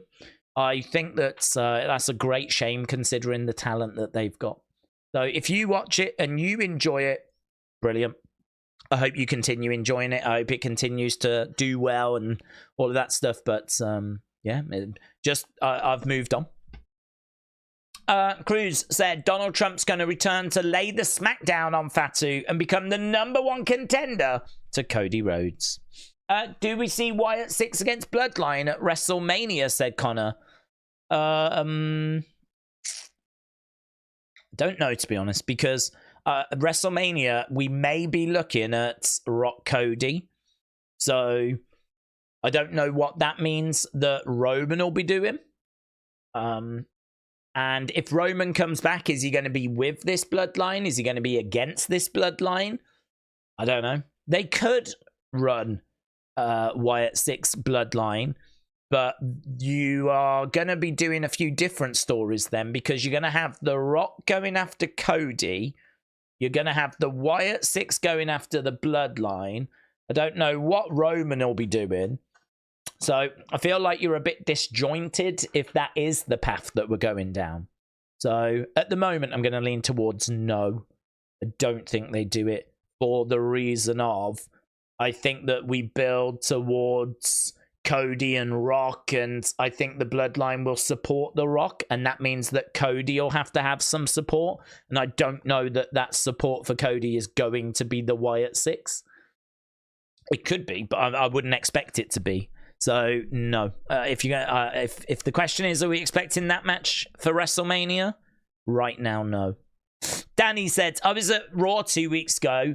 I'll say it was the GOAT. Danny, hope you're well, my friends. Shout out to you. Adam said, evening from Cardiff. Hello, Cardiff. Hello, Wales. Daze, I'm going to stay up with you tonight and tomorrow for UFC. Oh, well, it should be a good weekend, but... So Solo is becoming Caesar Sikoa tonight, I've heard. Well, I don't know, to be honest, because apparently it was Wrestling Observer that said that Caesar Sikoa is going to be Jacob Fatu, or was going to be Jacob Fatu. We got some of that clarity, I think it was earlier today. We actually spoke about it the other day on Unseen. Nothing came of Caesar Sikoa. Maybe it is going to be a case that he gets that title tonight, Jacob. maybe it's going to be that Solo gets that title tonight. But Wrestling Observer earlier was suggesting that it was going to be Jacob that was going to get that name, but they decided to stick with the Jacob Fatu name instead. So I'm not expecting that. But listen, we could still get it because it does feel like something seismic's going to go down in this segment. It does feel like there will be a couple of big talking points. I don't know that we get The Rock, but that it has been rumored. Roman, a few people have wondered if we might get him. Obviously, you've heard the Jimmy stuff. There just is that real buzz around as we head towards this show tonight. Madison Square Garden. It's going to be big. It's going to be good. I'm sure it's going to deliver, but we don't quite know what it's going to deliver. We know the official preview, but we don't quite know what it's going to deliver. Delwyn said, MSG shows should be a big deal always. The suspense of something big happening and topping the last time at the world's most famous arena. I can't wait for that Bloodline group with Jacob Fatu segments. Delwyn, shout out to you. I agree. I think that this is a show where you should sort of really build it. The only thing I would say that's been a bit disappointing about this is it's sort of snuck up on us. Like, we haven't really been spending a few weeks saying, like, MSG, don't miss MSG. It's just sort of come around to the fact that we're at MSG tonight. I would not even be surprised if there was a few fans that were tuning in tonight, didn't even know we were at Madison Square Garden. That would not shock me at all. I really think they could have made a bigger deal out of the fact we're at Madison Square Garden. So that maybe gives me just a little concern, because does that mean that we are playing it down? Are we sort of playing it down because we don't want expectations to get too out of control? Because I think we could have shouted this a lot louder. So I don't know. I agree with you, though. They should go big with this show. This is Madison Square Garden. It's not just a normal week. But I think they will. I think they will go big with it. I think there will be some shocks, surprises, talking points. I'll be stunned if we get to the end of this and it just felt like a normal show. Angie, hello, says, hi Daze and everyone. Hope you all had a fantastic week. I wouldn't expect Roman back given the fact his dad just passed. I'm sure they have to plan the service and stuff, says Angie. That's fair. That is fair. Kayla's last day today, said James. Yes, Kayla's last day today. Nothing was more cool than the Wyatt family against the Shield at Elimination Chamber, said Heartedly Tin Man Adonis. But Uncle Roger reckons MSG will be good, says Trippy. But Uncle Roger will tune into the MSG show, then be confused, says Jim. Hello, Jim. Hope you're well. CJ said, Daze, you started your channel 8 years ago. Yes. I did some WWE reviews, but I stopped from 4,000 viewers to 4K live. 1K now. You have killed it. CJ Digital, shout out to you, my friends. Yeah, I think it's been a journey. I mean, the thing with the channel is that it's, you know, constantly evolving, constantly changing. I mean, 8 years, when you think about it, is a long time, isn't it? It's a long time. Of putting out like content pretty much daily, and I think within that time period, I was trying to work this out, we're coming up to 6,000 videos on the channel. So let me just quickly work this out, because I did wonder this the other day. So 365 days in a year times 8, that's 2,920 days. Right? Obviously you could chuck a few more in for leap years, but whatever. 2920. So we're coming up to nearly 6,000 videos on the channel. So 6,000 divided by 2920 means that every day the channel, since it's first started, has been putting out 2.05 videos every day. 2.05. So 2 videos a day, which is pretty good if you think about the fact that a lot of the stuff on this channel is like hours long streams.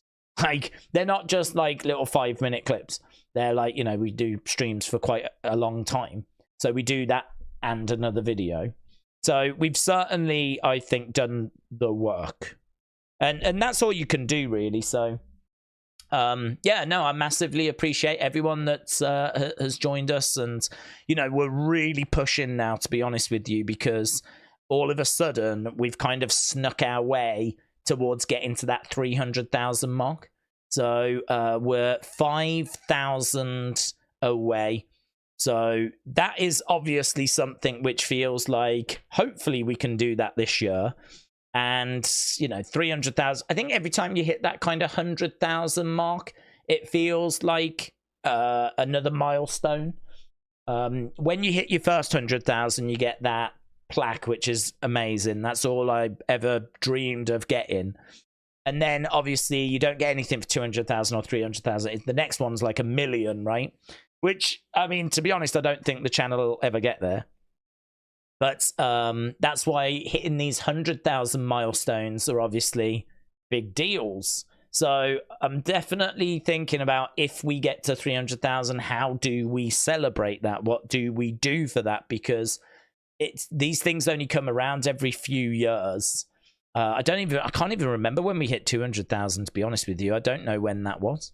So I couldn't even tell you when we hit that and how long it's been. It's probably been like 3 years, something like that. So these things don't come around very often, and we are just 5,000 away from hitting that 300,000 mark. So I don't like to focus on the channel too much, because I sort of feel like that will just do whatever that does. As long as we're putting out good content, talking about wrestling, talking about Wyatt 6, doing streams, the numbers will just look after themselves. That's kind of my approach to it. But I think when you get so close to another milestone like this, it does start to look like, you know, stare at you a little bit. All of a sudden you're kind of looking over and noticing, oh my god, it is getting closer. But you know, listen, it's ticked up to that, so I don't think we have to change anything. I don't think we have to go crazy here. Hopefully it'll just get there. But yeah, I was thinking about what we do when we get there. I'm not sure. That might be something we discuss actually in a couple of weeks. I think on the members stream coming up, we'll probably be talking Money in the Bank. And then probably the week after that, maybe we'll start talking about what we can do when we hit 300,000, get some ideas. So we'll see. But again, any thoughts, I'm open to them. But yeah, appreciate the kind words, CJ. Appreciate it, my friends. Just hard work, man. Just honestly, just putting in the work. You can't cut corners with this. I'm sure you can, but I ain't found any. So it's just like, you know, it's nearly 6,000 videos in a 8-year period. Kind of shows that we ain't cut no corners, you know. So very cool. Gaines Riley said, do you think that Roman will come back at Money in the Bank and cost Solo the title against Cody? Well, he's not facing him for the title, I don't believe. I think, isn't it at Money in the Bank they're doing like a big 6-person match? I think it might be SummerSlam that we actually get that, like Solo Cody match. I wonder if, you know, if we do get something tonight that kind of helps Solo on that path. It'd be good if there was a stipulation whereby if the Bloodline win, Cody has to give Solo a title match or something like this, you know, so they just had a bit more riding on it at Money in the Bank. I genuinely don't know when Roman comes back, how he's going to come back, because I think he could come back as a heel. And that's what I would do. I would bring him back as a heel. And I know that a lot of people will disagree with that, but I'm fine with people disagreeing. And I've said before why I would do it, because I think that Roman coming back is a massive moment. Doesn't matter if he's face, doesn't matter if he's heel. Roman coming back is a massive moment, right? So just getting him back is huge. Him turning face is another massive moment. Roman being heel for the past 4 years has been fantastic, right? So him coming back and being a face, that is huge. I don't think I would do both at the exact same time. He comes back and his face. I think I would feel like I'm giving a bit too much away there. I would bring him back. I would have him be a heel. I'd have all these little looks going on behind him. I'd have him, like, you know, the wise man constantly trying to say, my tribal chief, I really need to have a word. And, like, Roman's like, I'll get to you in a sec, hang on. And, like, they never quite get that conversation. And obviously he's aware of all these other people that have come in, and he's having a word with Solo about it. Solo's sort of, yes, my tribal chief. And, like, when Roman turns away, he's having a little look at Tama and at Tonga and at Jacob. Just like, who's this clown think he is? I think you could get so much mileage out of that. All those little looks. All those little... like, we would know they're going to turn on him. They're going to turn on him. He thinks it's all good, but they're going to turn on it. He doesn't even realize he's not even the tribal chief anymore. And I would build and play on that. So, and that would get me, like, you know, I'd get some good segments out of that. I'd get some mileage out of that. Rather than just giving all of that up and having him come back and having him come back as face, I would bring him back as heel and I would get mileage out of that, which means, you know, I'm keeping my options open, really. I can have them turn on him whenever I want. And I can do the big match whenever I want. I could do it closer to WrestleMania. I could do it closer, you know, I could string this along to the end of the year. I could bring him back at SummerSlam. And then I could go from SummerSlam through to about the Royal Rumble, stringing it along, really teasing stuff, building it. Just like we did with Sammy. You know, is Sammy in the group? Are they going to lash out at Sammy? What's going to happen? And then eventually at the Rumble, he turned on Roman by hitting him with the chair. I'd be tempted to kind of take a page out of that book and maybe do something similar with Roman and provide a massive moment at, say, the Rumble where they finally attack Roman. And you know that people would love, certainly if, like, it mirrors what happened with Sammy, you know that people would love to have that picture of here's Sammy being beaten down at the Royal Rumble back in 2023, was it? And then you've got here is the beatdown of Roman in 2025, and it's like you've got the two pictures side by side in a tweet. I could see people, you know, what goes around comes around, all that kind of stuff. So I think there is real value in going that way.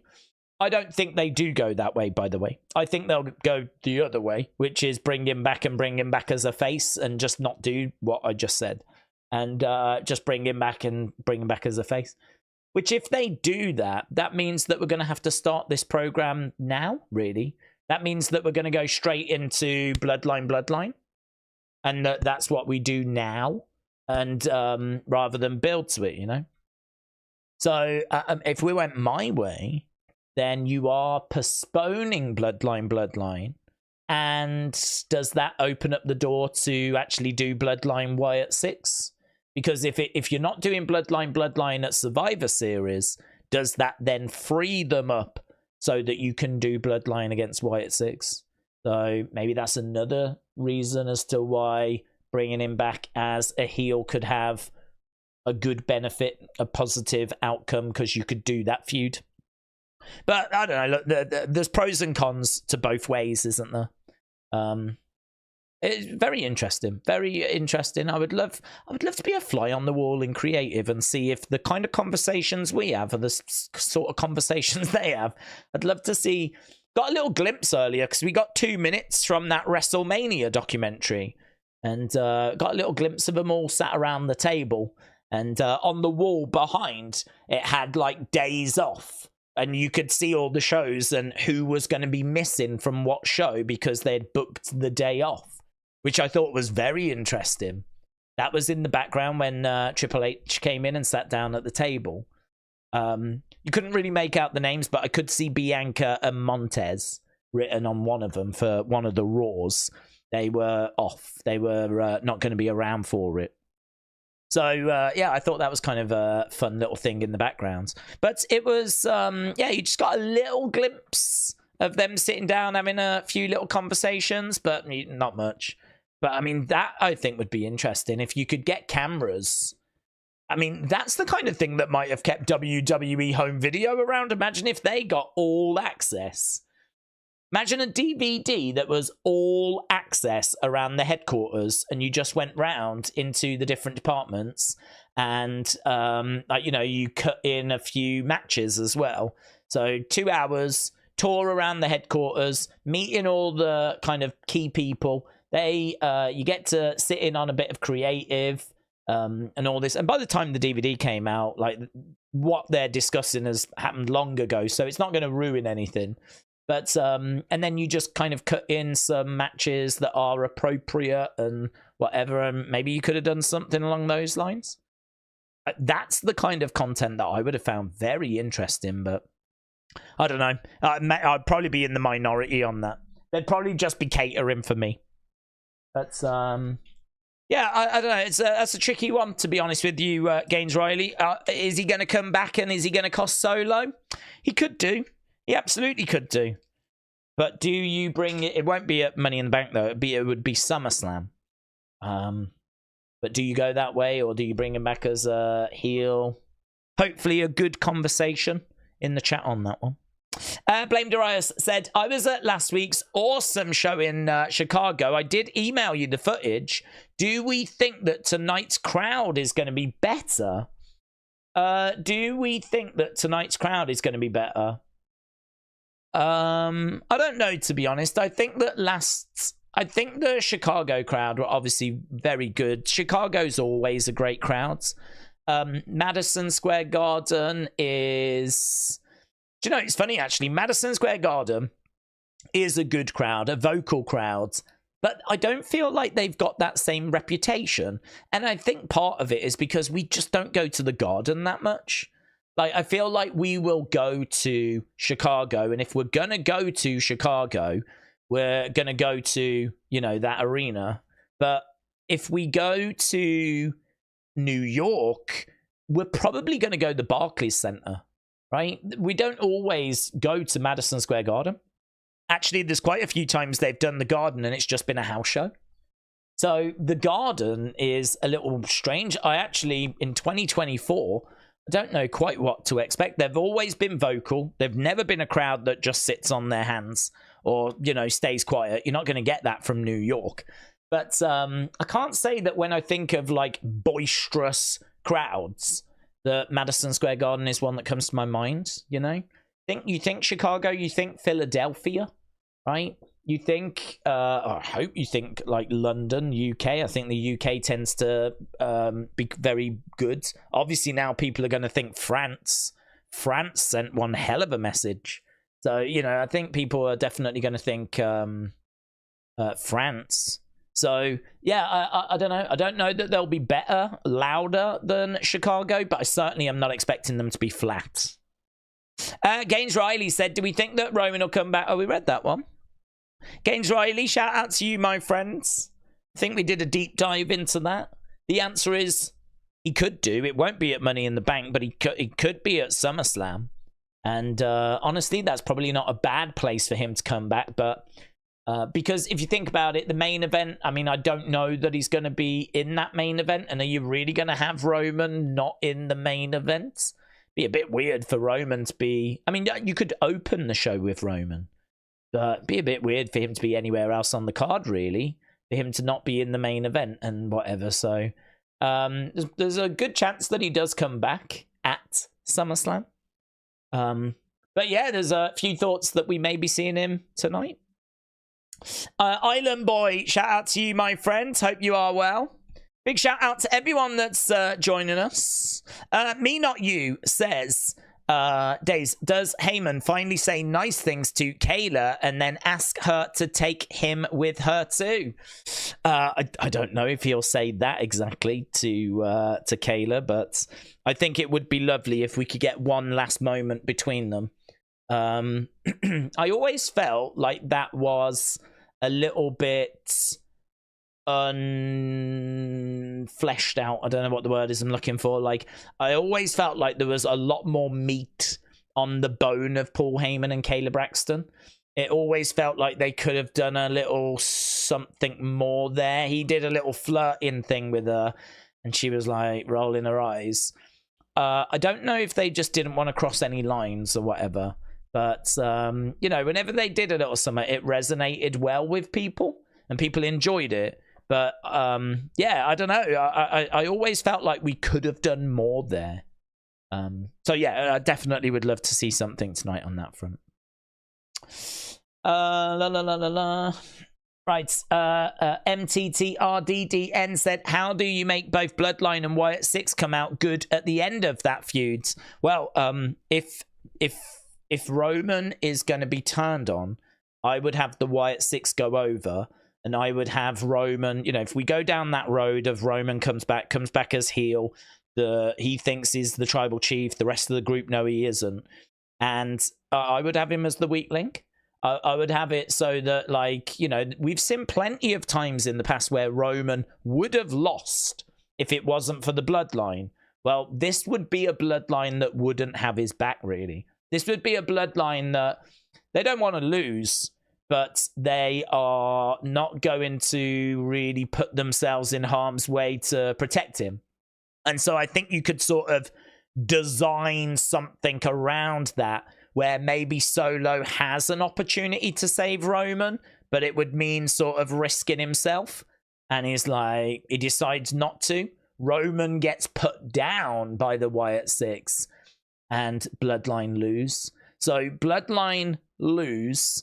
It was a sort of decision by Solo to not save Roman that resulted in it. Obviously, then you have a crisis meeting, right? You know, a Bloodline crisis meeting. I mean, that segment would get views. And, you know, at some point, probably the Rumble, that's where the whole thing explodes. So, you know, that's the kind of path I would go down if Roman came back as heel. I think it'd be a big statement win for the Wyatt 6. I think that it would be a bit reminiscent of them against the Shield, Wyatt family Shields. It'd be one of those kind of matches where, you know, it's intense, it's fast-paced, there's loads going on. It's like, you know, hopefully a well-received match. That would really help the Wyatt 6. And a win over the Bloodline massively boost their credibility. And Bloodline would not hurt or suffer because, you know, there's a bigger story at play. It's not that they just got beat.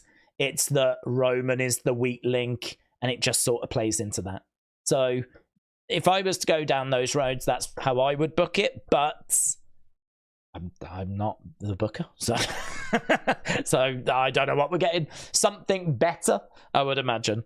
WWE will cook up. You know, Papa H is in the kitchen right now doing Papa H things. So he's got a plan. In Papa H we trust. Brony said Wyatt 6 against Bloodline would be an awful match to book at this stage, considering people don't want to boo the Wyatt 6. Roman is loved by the universe now. They're chanting for him every week. Well, they're chanting for him because they want him to save Paul Heyman. If he comes back and shows that he's still the Roman that left, and that he's talking of getting his belt back from Cody, and he's laying into the crowds, and, like, you know, saying, like, you know, you're fickle and all this, like, you can easily get them where you need them. The crowd right now are on side with Roman because he lost that belt. I think they are aware of how amazing that title reign was. You know, it was never about really hating Roman. The hate towards Roman was because we wanted to see more of him. We wanted him to defend that belt more. And there was a few people definitely down with the fact the Bloodline kept helping him, right? We can't ignore that. But Roman himself, I think, has always been respected. So now he doesn't have the belts. And certainly now we're seeing Paul Heyman being bullied. People are like, we want Roman. We want Roman back. Get Roman back. We want Roman to help Paul. But listen, you can tell the story to get the crowd to react really however you need them to react. So if you need them to start booing Roman again, it's very easily achieved. So I wouldn't worry too much about that. But Thomas said, Uncle Howdy saves Paul Heyman, says Thomas. Uncle Howdy saves Paul Heyman. Maybe we do go down those roads. I like Roman. I don't like how the bloodline worked, said Raven. Joe said, I wish Bray was still alive to see Roman get dethroned. Simulation said, I've got a question. Will you be streaming the 7th Cornet Cup event? Lol, said Simulation 54. No, but we don't have any plans to be doing NWA. We did used to do NWA, actually. We did do NWA Power when that was on. That used to be on a Tuesday, and it used to be that NXT and AEW was on a Wednesday. So we used to do Raw on a Monday, NWA on a Tuesday, NXT AEW at the same time on a Wednesday. Obviously Thursday there was nothing on. Friday was SmackDown, and so we used to do that. And I actually had a really good relationship with NWA. Nick Aldis has been in our chat, and Thunder Rosa has been in our chat. And this is because they were both in NWA. NWA, you know, I mean, LA, it's mental. I keep having this conversation, but if you look back at who was in NWA around 2020 when we were doing the watch-alongs, Thunder Rosa, LA Knight, Nick Aldis, Ricky Starks, who else was in there? Camille, who hasn't really broken out yet, but she will. She's amazing. She looks awesome. So she was in there as well. Rock and Roll Express were around. Legends. I feel like there's Damian Sandow, Aaron Stevens. He was on the show as well. There was loads. Like it was a really stacked card. And what was amazing was that the shows were free to watch on YouTube. Back in 2020, you could just watch NWA Power on YouTube for free. No subscription, nothing. And the shows were in a studio, and it was old school studio wrestling. Jim Cornette was on commentary. So Jim Cornette was on commentary, and it was amazing. It was brilliant. It was old school wrestling, and it had a retro feel. There wasn't loads of people that watched it, so because we did, we had like a really good community that kind of built up around it. And as I said, it got to the point where we even got Thunder Rosa jumping in the chat. We got Nick Aldis jumping in the chat. And I got asked actually to do a few things with them, the NWA, as a result of doing those streams. And it was because not many people were covering it, but we covered it. So we did watch one of the Crockett Cups. So, I mean, what I would say is I think they really lost their way when unfortunately, the pandemic hit and they ended up going onto like behind a paywall. So they went behind a paywall. And that meant that we couldn't watch it anymore because I could pay. I mean, it was like, I don't know, £4, whatever. But lots of other people weren't willing to do that. So all of a sudden, your audience just went... I mean, it was on YouTube for free. And then all of a sudden, you had to now pay for it. And even though it wasn't much, it was enough of a barrier for it to be a problem. And it just killed it. Just killed it. I think they've gone back onto YouTube now, but it's damage done, unfortunately. I think they've built up their following again, but it's not as it was. I don't even think they do like studio recordings anymore, which is a real shame. But really brilliant time, and such a good show. Genuinely, for a time there in the 2020 like pandemic time. No doubt in my mind, my favorite wrestling show, NWA Power. You should even be able to find the old shows. It was so good. That's when I first saw Thunder Rosa, and I was like, man, so impressed. She sort of moved away from what I really liked about her. Like she sort of moved away from that look She's kind of gone in a slightly different direction now. But when I first saw her, I was like, man, I'm so on board. I still really like her. But, yeah, I mean, obviously she's had a few issues and whatever. But that is a different conversation for a different time. We need to get ready because we are very close now to the start of the show. Right, looks like it's just about to begin on TNT Sports. Let's go, baby. Right, yes, then, now, forever, together. Bum, bum, ba-ba-dum, ba-ba-dum. Forever. Okay, Madison Square Garden tonight. Big, big show tonight. Together. Bum, bum, bum. Here we are. We're seeing inside New York. Manhattan. There is the Empire State Building. Let's turn it up a little bit.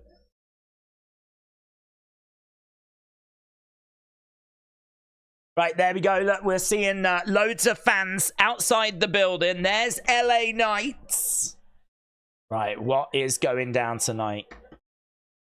It's always worth looking in the background, but as I said, I don't know that I'm expecting any Wyatt 6 stuff tonight. There's Logan. Loud boos for Logan. Edward said, I got my award at the award ceremony. Edward, shout out to you. Many congratulations. There's Jade Cargill. She's in action tonight. Nathan said, when I was in high school, the Smashing Pumpkins were my favorite. Billy Corgan has done very well for himself. Yeah, I honestly, I mean, I know there's been lots of drama, the cocaine stuff, all of that. I know that there's been plenty of drama around NWA, but all I can say is when we watched in 2020, it was brilliant. It was absolutely brilliant. Right, brilliant shot inside Madison Square Garden. Looks so good in there. So good. Look at that guy smiling. Leonard. Hello, Leonard. Dude with a sign that says Leonard. Massive smile on his face. I don't think I've ever been that happy. Oh, we're looking at last week when Solo said to Paul, Roman Reigns is never coming back. That's my city, said Manny. Tiffy better win this, says Draco. I actually think that Logan versus Knight will happen at Money in the Bank. Logan wins by trickery, and then that sets up SummerSlam. Oh, yeah, that's a path they could go. James said, you couldn't watch it anyway. There's no way to watch NWA in the UK. Can't believe World of Sport is returning. Is it not on YouTube? I thought NWA was back on YouTube now. I mean, it's not on there now. Chris said, Tom Collique said, it wasn't Triple H that didn't want Dijak. He said Triple H wanted to keep him, but Nick Khan said no, they're not going to use him. That's interesting. Well, it doesn't make sense, does it? It's one of those where it doesn't make sense. So I could believe that there was something like that. I mean, it doesn't make sense for Triple H to want to get rid of him. But then why would Nick Khan have such a strong opinion? I don't know. I don't know. No, not ever since it went on the CW app. It went off of YouTube. Oh, okay. Thank you, James. Worth knowing.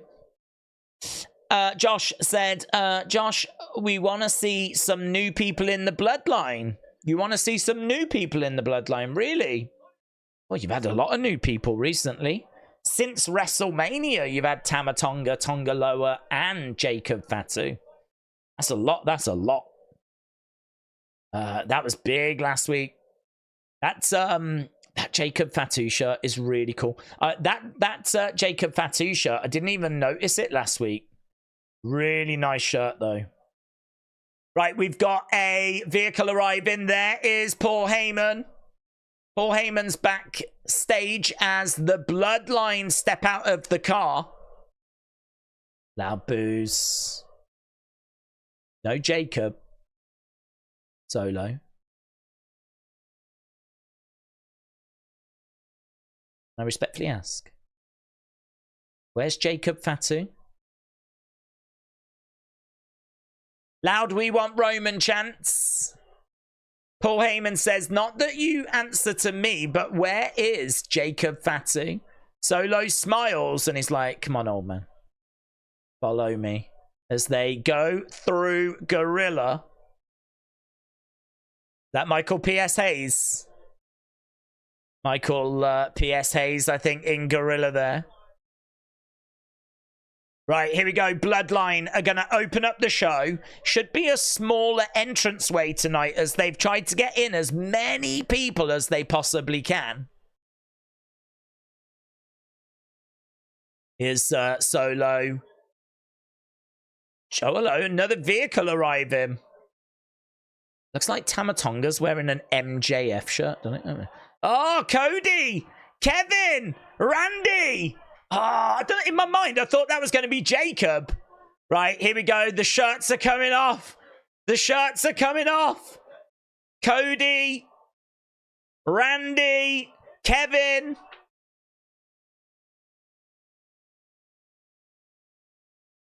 Oh, man. Do you know, it doesn't feel fair, to be honest. I'm looking at Kevin. I'm looking at Randy. I'm looking at Cody. How the hell is Tamatonga, Tonga Loa, and Solo Sikoa meant to stand up to that team? That is one hell of a team. That is one hell of a team.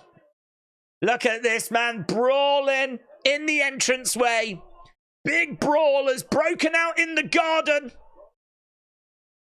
It's like the MSG riots from the 1950s. Oh. Boom, straight across the back. Lovely work there by Kevin. Tamatonga goes over by the barricades. We're over in the technical area. Look at that dude. Kid on his phone is like... He's trying to get out of the way.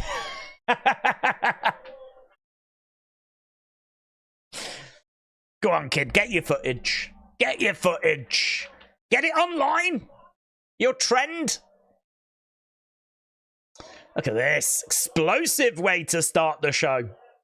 Kevin Owens! Kevin Owens! Comes crashing down! Yes! Straight through a table. This is how you start SmackDown. Oh, Solo almost getting a bit tangled in the ropes. But a big beatdown to start SmackDown. And here's Nick Aldis. Nick Aldis is making his way down. We got a load of security guards. I'm sure this is going to go well. I'm sure those security guards' lives are not in any danger whatsoever.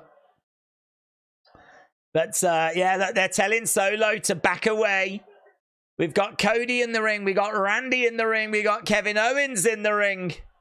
Bloodline are regrouping as we go to commercial break.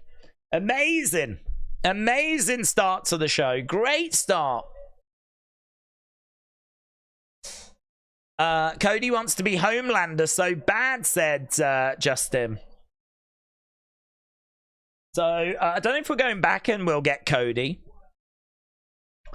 Hot start to SmackDown. Owens through a table.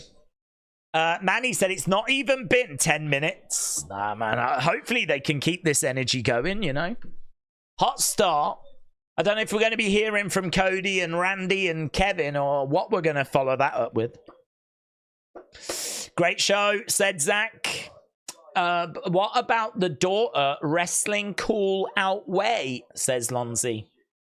What do you mean, Lonzy? Oh, Archie said that went from 0 to 100 real quick. It did, didn't it? It did. It was a brilliant way to open up the show. So much fun.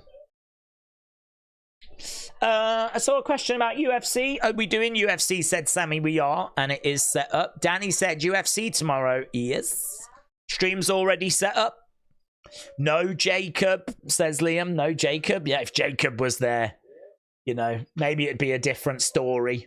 Jacob brings some much needed credibility to that group. Solo is someone that has not got a brilliant winning record in 2024. We don't see Tonga Loa much. Well, he's around, but he doesn't wrestle.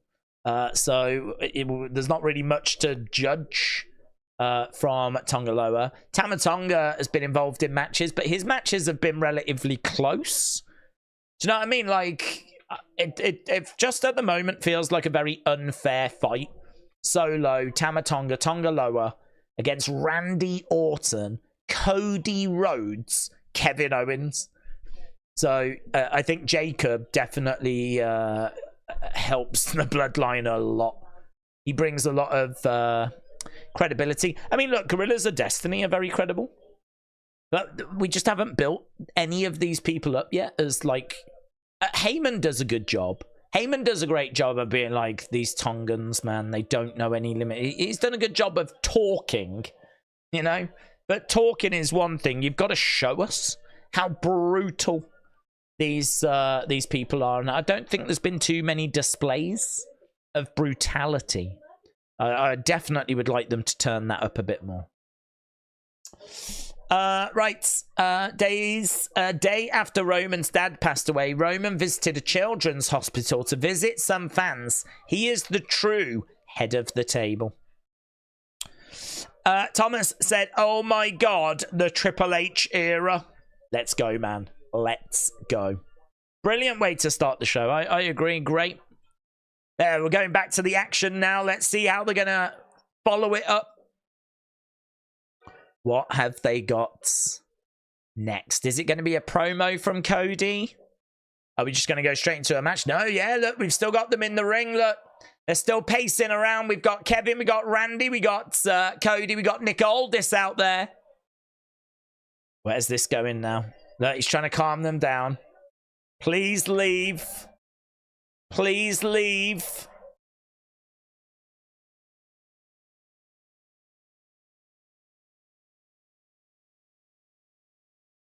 Bring them down. Look, Cody is yelling. He goes over. Randy has a little words. All right, he's told one of the security guards to get in. Why has he done that? Oh, this ain't going to go well, is it? This ain't going to go well at all. RKO, boom. I love that by Randy. Look over there. Ah! Big brawl now. Security guards have got in. Oh, God. Stunner by Kevin. Look at this, Cody. I mean, bit weird having the baby faces, like, absolutely destroying a load of security guards, you know? These are just innocent people that are trying to restore the peace. They've got families, damn it. They've got family. That dude just got stunned and then RKO'd. Now Cody's going to do a crossroads to one of them. What's going on? What's going on? Oh, my God. Oh, my. And we've got green shirt guy and Trinidad flag guy in the front row. It's like the Avengers. The Avengers have assembled. Wow. Total destruction at the start of SmackDown. Can you see them setting up a match between Logan and... Oh, definitely. It's just... when? Sonny, hello. Hope you are well.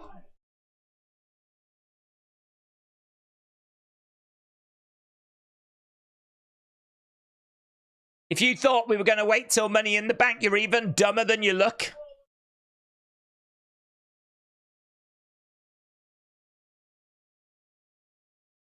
They put me on the shelf for 18 months. Technically, that was only Solo.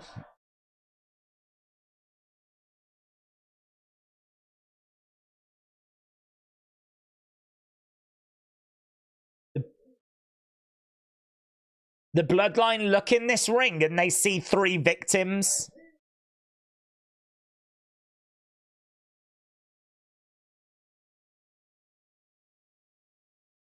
Cody says, but I see someone that's headlined a WrestleMania. I see my friend Kevin. Yeah, man. A first ballot Hall of Famer.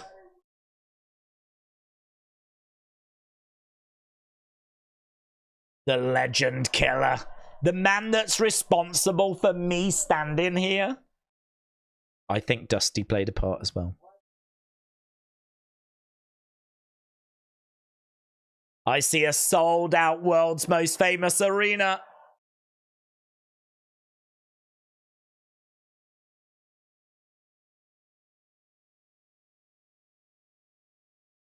I should be defending my championship. Is he going to do that? He should defend it.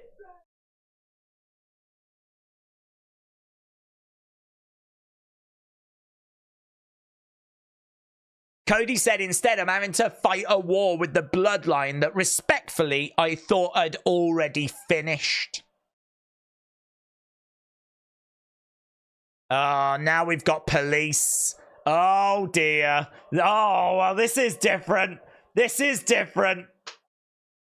This is different. The police are coming down. Roxanne, you don't have to put on a red light. And it's not that police. Well, there we go. Look, the segment comes to an end because, fun fact, you can murder all the security you want in the world, but I wouldn't go touching the police. Even Randy ain't going to be breaking out RKOs on police officers. So, there we go. Look, well, all these security guards are still down, but the police have come down, and that is the end of the party, man. Yeah, Crossroads one of them, Cody. Huh? Feeling brave? Where are you? Where's your stunners now, Kevin? So there we go. The police have made their way down, and oh, not me, Gov. Not me, Gov. Not me, Gov. They're all politely walking away. There we go. Segment over.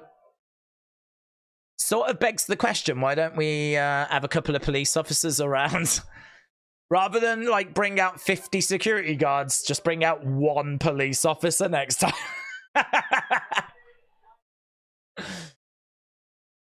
There we go. WWE pay-per-view SummerSlam 98 at MSG DEFCON. Hello. Shout out to you, my friends. Sis says NYPD stepping all over those fallen WWE security. Excuse me, please. Well, that would look fun. Good. So we had a big brawl, followed it up with quite a passionate promo, and 20 minutes of the show done already, man.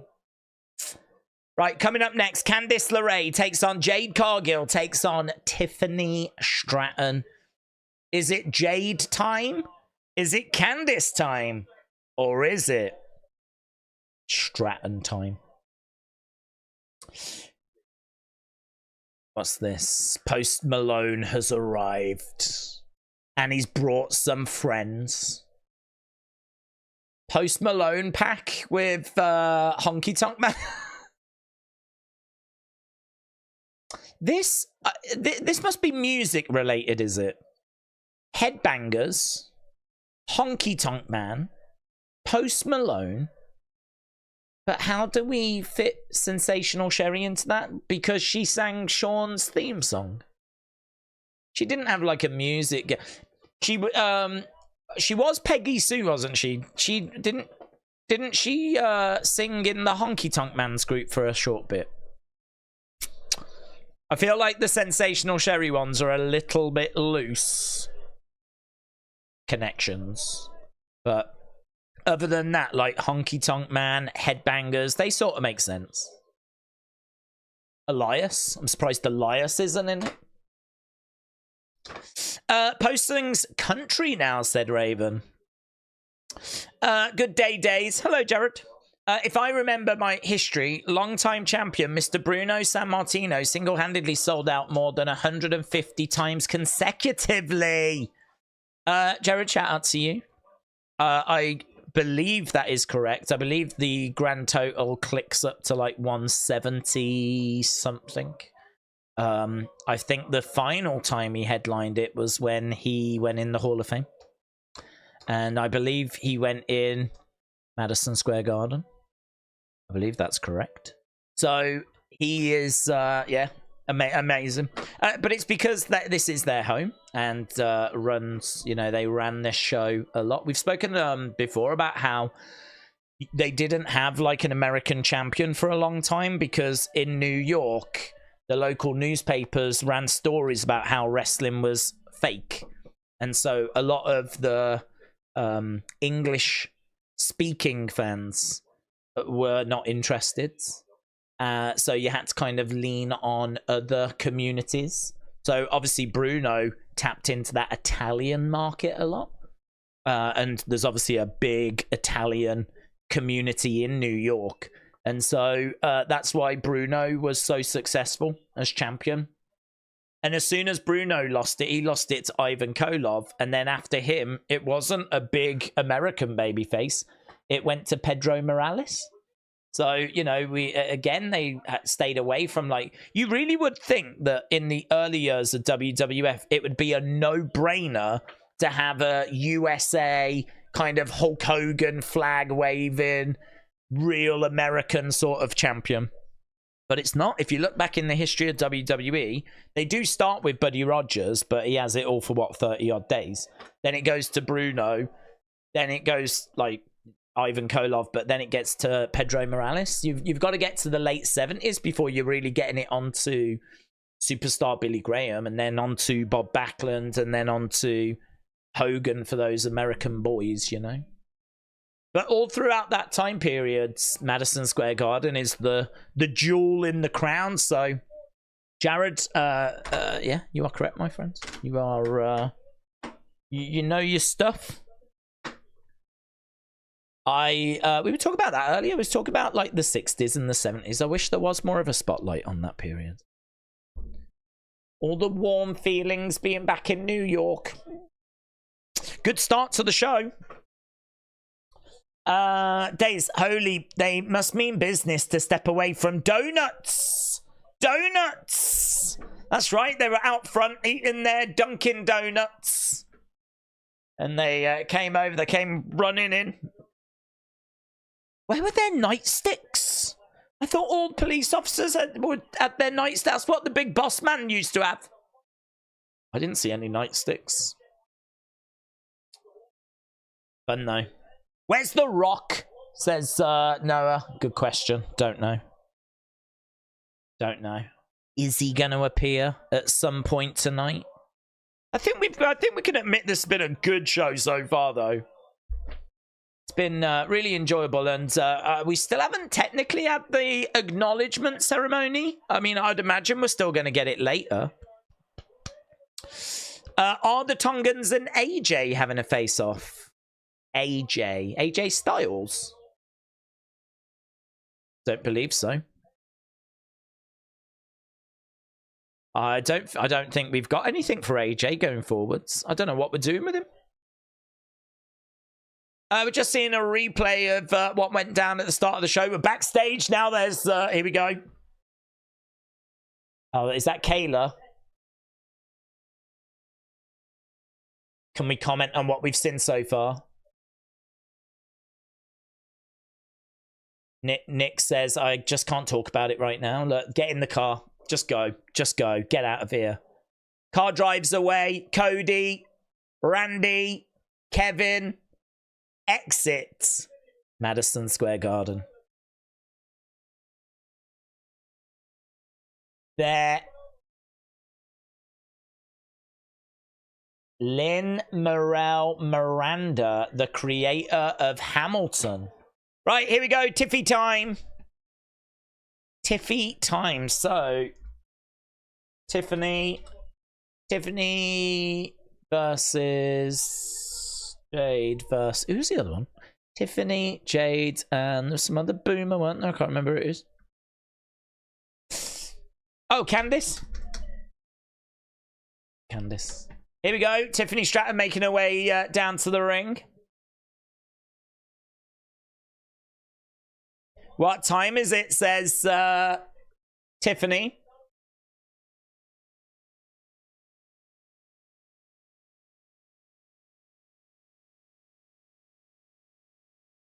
For many people, this is the single greatest athlete. This is an Olympic level gymnast. Is it? She? I don't think she's a Simone Biles. I don't think she can hold a candle to Simone. Imagine Simone in WWE. Let's go. Right, here's the Poison Pixie. It's Candice. Do you think we get the Wyatt 6 tonight since we're in MSG, said Chris. Personally, no. Because I think they're more raw. But it's undeniable that this is a big show. But I'm leaning towards no. So Candice is coming out. She's got her wings. The Poison Pixie. Simone Biles is about 4'7". That's about the same height as Zelina Vega. She probably wouldn't look too out of place with Zelina or with Roxanne Perez. Tiffany wins due to Nia costing Jade, ? Says Liam Mabes. Zero reaction for Candice, said Brony. Well, we just don't see her, do we? It's hard to have a reaction when there's really not much to react to, you know?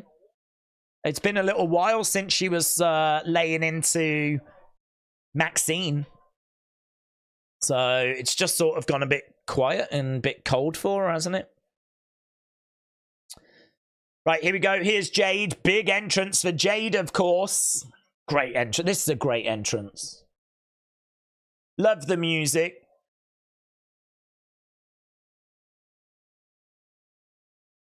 I love the guitar. I mean...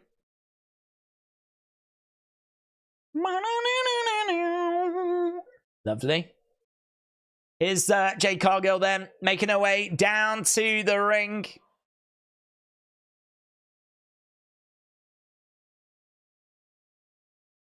Let's go.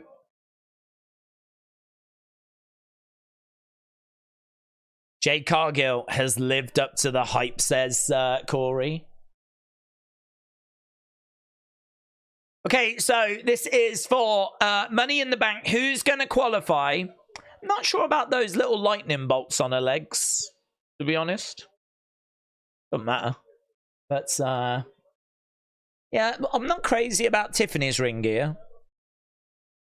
Jade's is fine. I would probably lose those lightning bolts on the legs, though.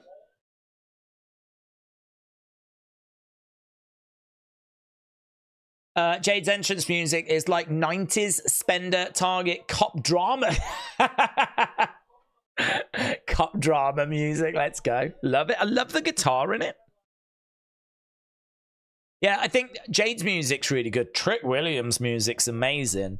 I don't know if both of them have been done by Def Rebel, but they do get some plus points for those. Literally everything else they've done sucks. But there are a couple of themes that have been really good. Right now we've got Tiffany and Candice working together on Jade's. Okay, look, Candice is like, all right, there's something here. We can work together. So Candice stomping away on Jade. And this is what they need to do, really, work together. Kicks coming in there by Tiffany Stratton, and Jade is down. Right now they're grabbing the hair of Jade's. Referee just having a word. Looks like Candice and Tiffany are going to look to...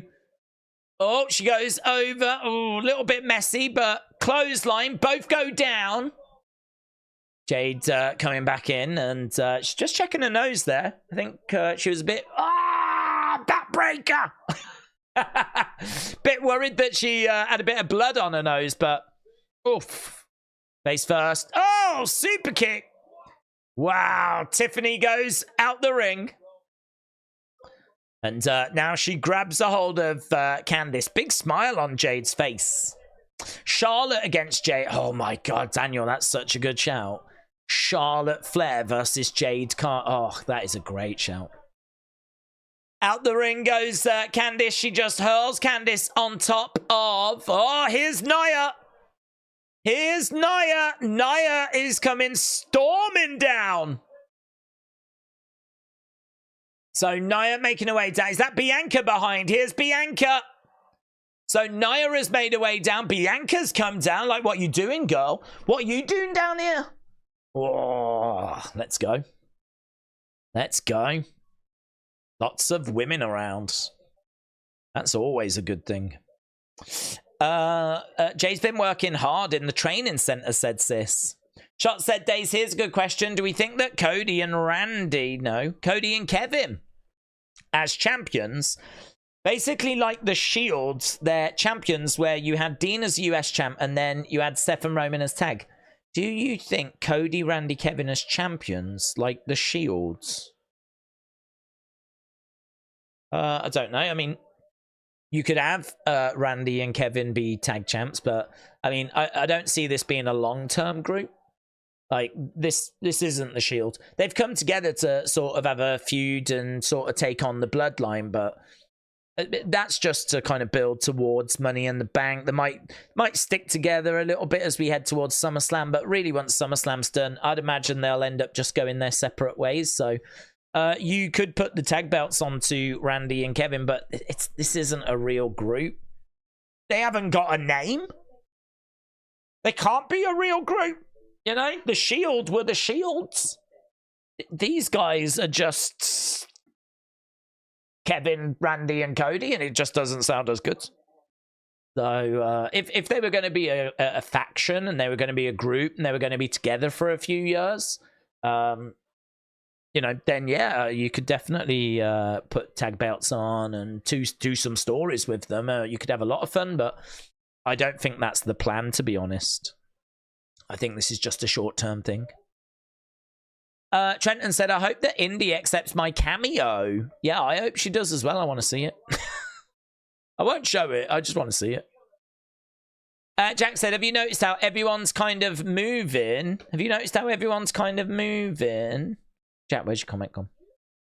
Have you noticed how everyone's kind of moving into factions? Will we get full-on faction war? I don't think so, to be honest. A few years ago, there was loads of factions, and, you know, we have these little faction wars, if you will, like LWO against Legado, for example. And Street Profits, The Pride, taking on Final Testament. You know, we've had those kind of things this year. But, like, a big faction war, more along the lines of New Japan, where everyone's in a faction and you have like these, that's really the big story. I don't know. I think it'll just be more like the odd faction against the odd faction and we mix it in with other stories, to be honest. I don't know that we'll get to a point where everyone's associated with a faction, kind of like New Japan. I think they'll just keep doing what they're doing. I mean, Wyatt 6 Bloodline, that would make sense. Bloodline, that would make sense. We thought Wyatt 6 Judgment Day. So I think there's lots of scope to do these faction feuds, but for it to actually break out into multiple factions all warring against each other. Don't know. Been a few conversations like that over the years, but it's just never come to fruition. Maybe now's the time. Maybe now is the time. Lamar said, can't wait for SmackDown to go to US in September. I'm tired of black screens. Right, here we go then. Nia has made her way down and Jade is in trouble. We've got a clothesline there by Candice. Lovely. Tiffany went against the ropes. Candice sort of turned on her and Candice is like, whose time is it? So Candice knocking down Tiffany Stratton. She's down. That's, you know, I don't know how clever that is by Candice, but she felt like the time was right. Jade, double axe handle. Oh, lovely kick there by Candice. Jade coming over, super kick there by Jade. Love that sell by Candice. Candice just went down like ass first. Goes, oh, she's got her up. And she's going to slam her. Boom, into the corner. Looked a little bit off. Here's Tiffany. Back elbow. Connects into Jade, goes over the other side. Oh, Candice moved. Candice moved out the way. Right now, she grabs Tiffany, but Spinebuster. Candice gets planted. Ooh, that was different. 1, 2. Save there by Candice. King Yeti, shout out to you, my friends. Appreciate the support. Appreciate everyone that's joining us as we are enjoying SmackDown from Madison Square Garden. Madison Square Garden, MSG. Big brawl at the start of the show. And right now, we're underway with this qualifying match. Coach Co said the thoroughly thoughtful thoroughfare through the thick, thorny thicket is theoretically the thoroughest of thoroughfares. Coach Co, shout out to you. Thoroughest of thoroughfares. The thoroughest. That's a word that I have not encountered. I've encountered it, but I don't know that I've ever said it. Thoroughest. The thoroughly thoughtful thoroughfare through the thick, thorny thicket is theoretically the thoroughest of thoroughfares. Breaking news. Right now, we've got Bianca arguing with Nia. Oh, Indi attacking Jade from behind. Wow, didn't see that coming. So Indi goes running away. Bianca goes chasing after. Is that going to give Candice a chance? 1, 2. Kick out there by Tiffany. Jade's down on the outside of the ring. Candice goes up. Lovely springboard moonsault. Knees up by Tiffany. I think Tiffany's going to get this. And is that going to set up a... Oh, lovely. A tag match. 2, 3. Tiffany does get it. And is that going to set up a tag match? Maybe Jade, Bianca against Indi and Candice. But it's Tiffany that picks up the victory. Will she be Tiffy in the bank?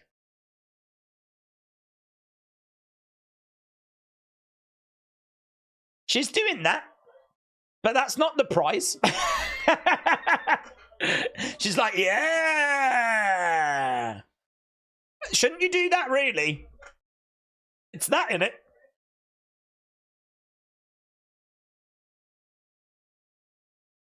That's if you're going for a title. I mean, technically, ultimately, you are. But you got to do that first.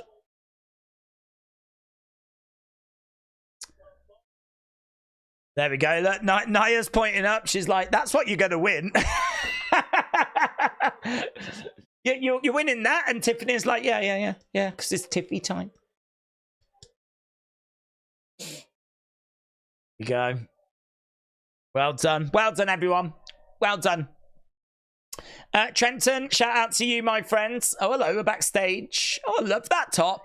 Looks like PlayStation.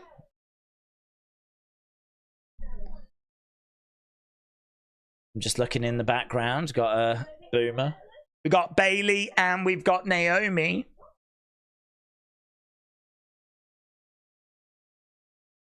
Well, I might have to cash in at you at some point. Oh, here's Blair Davenport.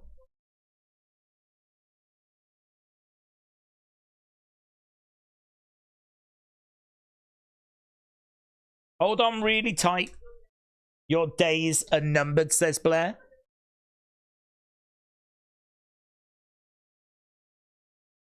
I'm going to make her pay for that. I'm going to handle this tonight. Well, there we go. Tiffy in the bank. Let's go, Indi. That's Xbox. Oh, yeah, you're right, Xbox. Oh, I know them all. PlayStation, Xbox, Wii, Switch.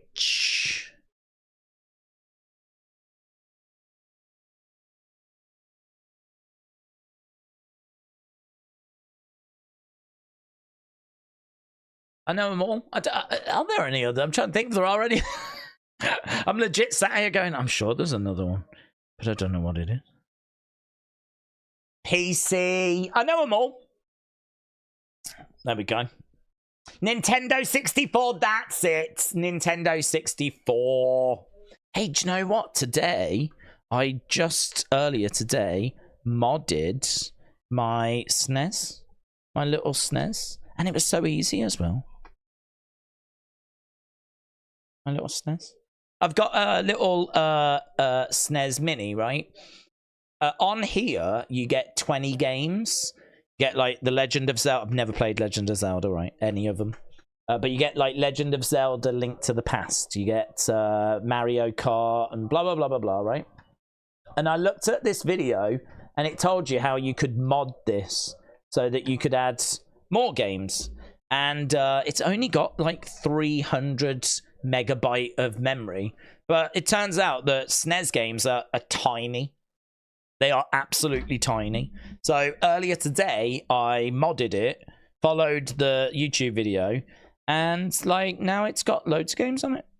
I mean, I own all the games, so it's legal. But yeah, it's got like hundreds of games that I already own. I already own them. Right? You shut up. I already own them. You shut up. But yeah, now it's got like 300 games on it rather than 20. Let's go. Oh, WCW, WW. Oh, mate, I'm laughing. I'm laughing. I'll never play them, but they're on there. So I did that earlier. So at some point this weekend, I'd like to try and get a cheeky little hour where I can just have a little look. Little play arounds on there. It's good. Quite cheap, these. I think you can pick them up for. I don't think they're that expensive. So if you want a little thing to plug into your TV, you can now, and you can do other things as well. Like you can put memory cards in and get loads of extra memory. But I didn't bother. I just used the memory that it came with, and now it's got like a couple of 100 games on it. Mate, if you'd have told me, young me, that I would have a SNES that had a couple of 100 SNES games on it, I'd be like, shut up. Mental, mental. Daze, the statement you read 6 minutes ago filled the TH letter altercation is amazing. A name for Randy and Kevin faction. Masters of stealing the show, said Jared. Masters of stealing the show. Let's go. Okay, look, we're backstage. We got Meechin.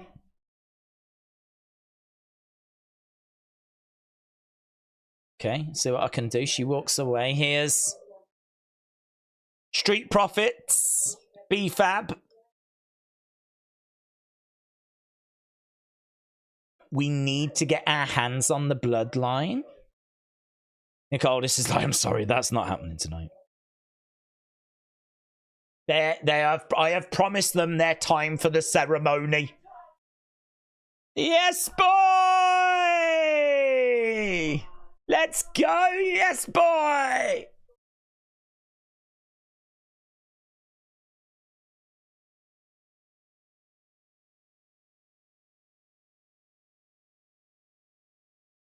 If you're willing to receive, we are willing to give.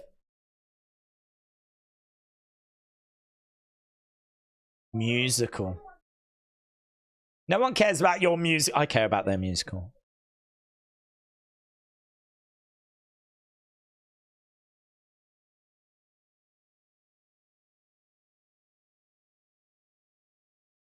How about Street Profits against Pretty Deadly, the beatdown? Oh, Nicole, I like that. That's better than the musical, you know. That's better than the musical. Okay, well, there we go.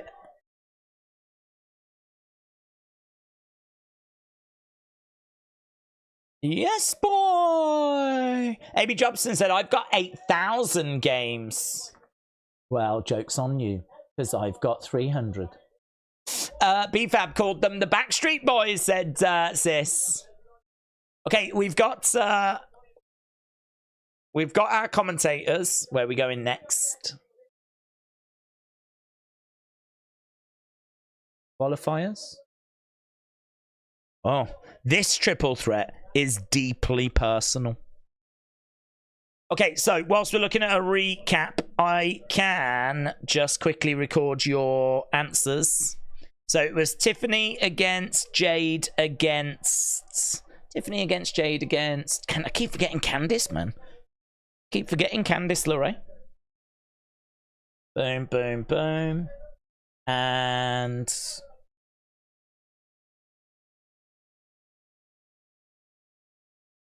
Okay, 55... 30, 10, and 2. So that got a good 98% rating. Not brilliant. Daze, I want your opinion. When do you think Roman returns? My honest thoughts are SummerSlam. I think that he comes back at that show. He could come back before the show, but who would he face?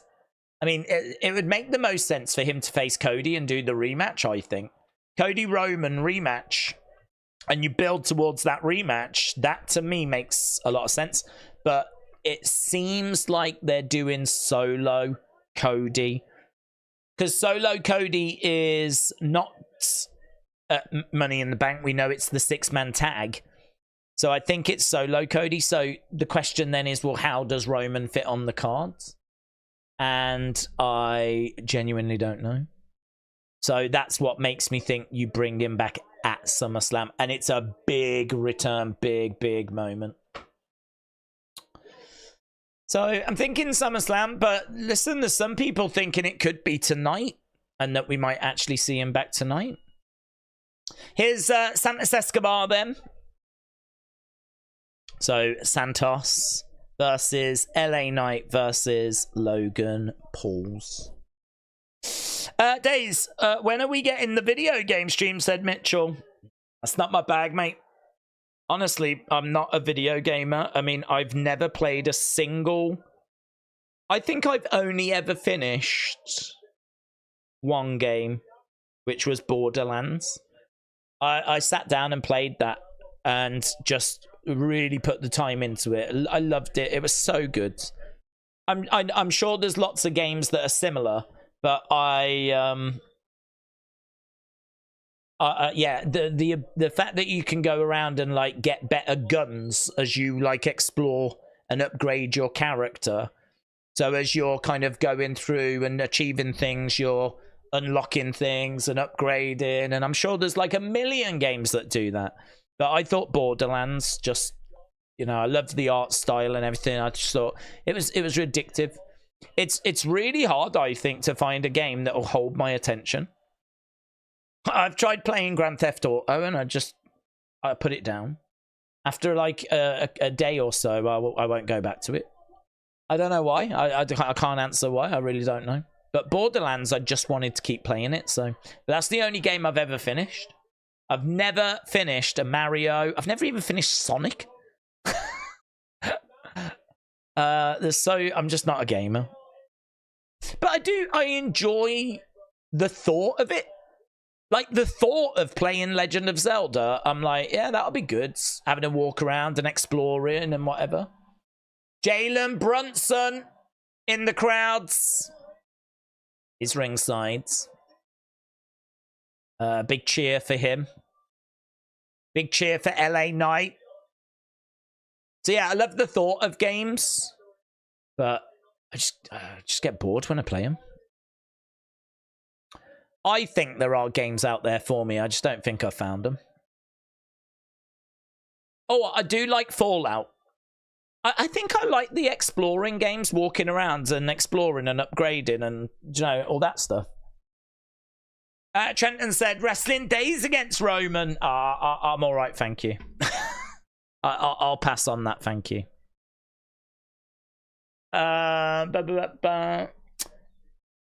Nick Khan is in the house at Madison Square Garden. So that's doing the rounds. Nick Khan's at Madison Square Garden. And something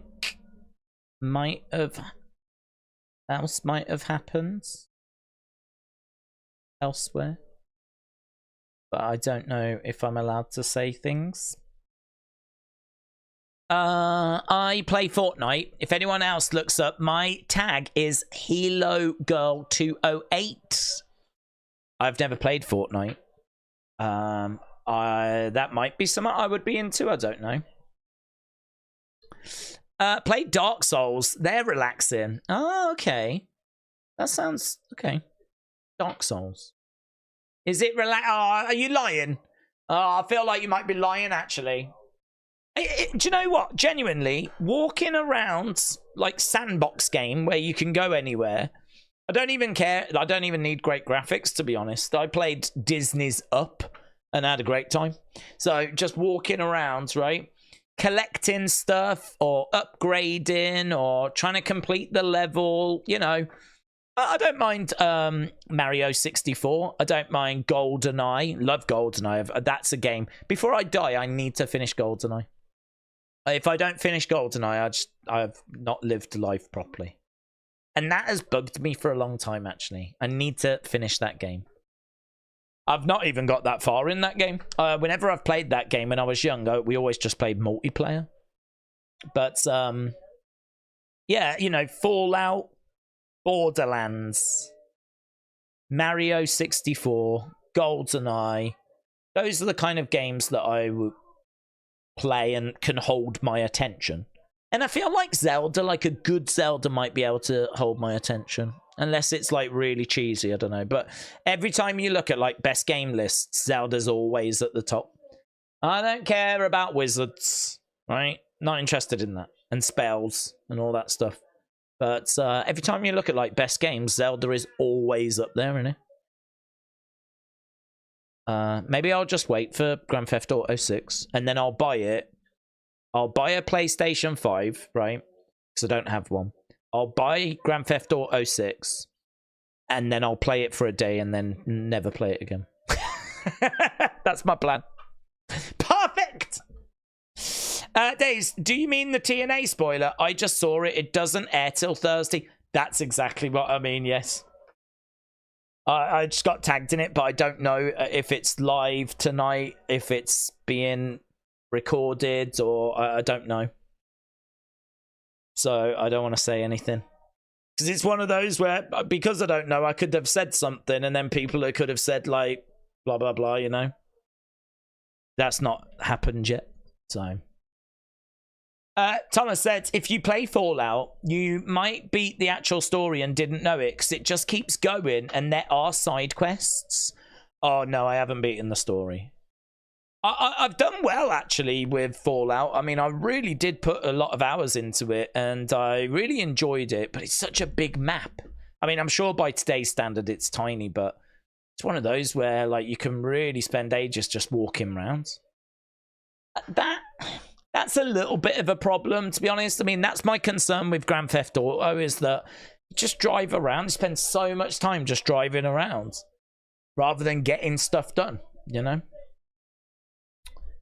But, hey-ho. Play the new Spider-Man game, said Kian. Play Batman Arkham Knight. I reckon I'd like Arkham Knight. Batman, Spider-Man I'm not sure about. I might do. I might like it. I don't know. I've never played a Spider-Man game. But I've heard a lot about Batman, Arkham Knight, Arkham City, all of those, you know? They've always been well received. Arkham Asylum and whatnot. I've never played those. I played a little bit of one. It was alright. I like Batman, though. Alright, that would hold my attention, I think. Okay, we're backstage. Here's Paul Heyman. We come back from commercial break. Cody Rhodes. Randy Orton, Kevin Owens. They've all been removed. All this needs now. Solo. Let me serve you. What are we doing? Please tell me. Where's Jacob Fatu? Okay, fair questions by Paul. I hear you. You're my wise man. Yeah. I'll listen to you. That it was too dangerous. Jacob's not here. And he won't be here. And that's why you're my wise man, and we'll make that official tonight. Oh. You're my wise man, and we'll make that official tonight. Oh. Well, I think that Paul Heyman just got a few more questions. Paul Heyman all of a sudden's like, hang on, scrap those questions from before. I've got some new ones now. Right, LA, Logan, and Santos. Here's Logan. God. Look at him in his USA attire.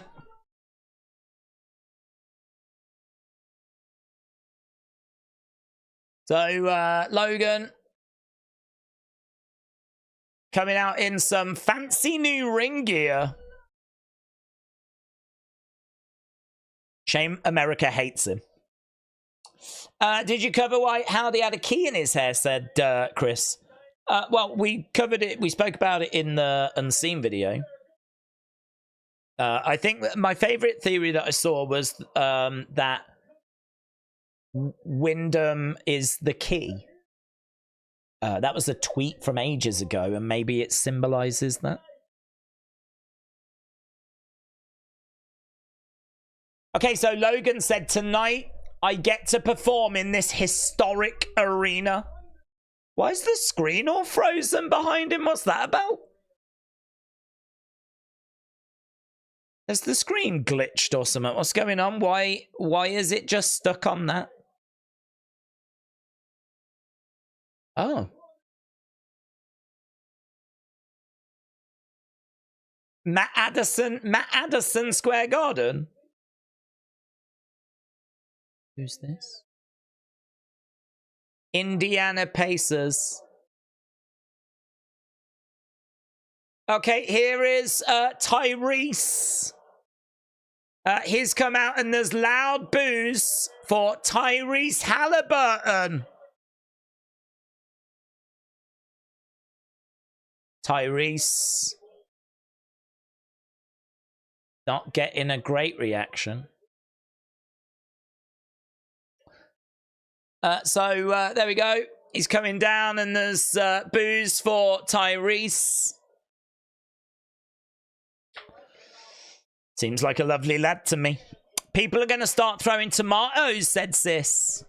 This shiz just doesn't happen under Vince. It just doesn't. It's so much more professional, says Kraken. He knocked the Knicks out the playoffs, said Danny. Oh, hello, what's going on here? He's stepped up to some boomer. We've got two boomers staring at each other. Guys! They were about to throw down, man. Tyrese and that other boomer just got face to face. Well, I'll tell you what, that would play well on Sports Center, wouldn't it? I think I learned earlier today that he plays for the Knicks, and I learned that he plays for the Pacers, and I've learned they don't like each other, and then I learned that they just stared at each other, and I learned that Madison Square Garden was very excited about that. So there we go. That is Jalen Brunson, says Manny. Thank you, Manny. These two guys are like half your age. They're not boomers, said Justin. They're 11. I don't think they are, mate. They look older than that.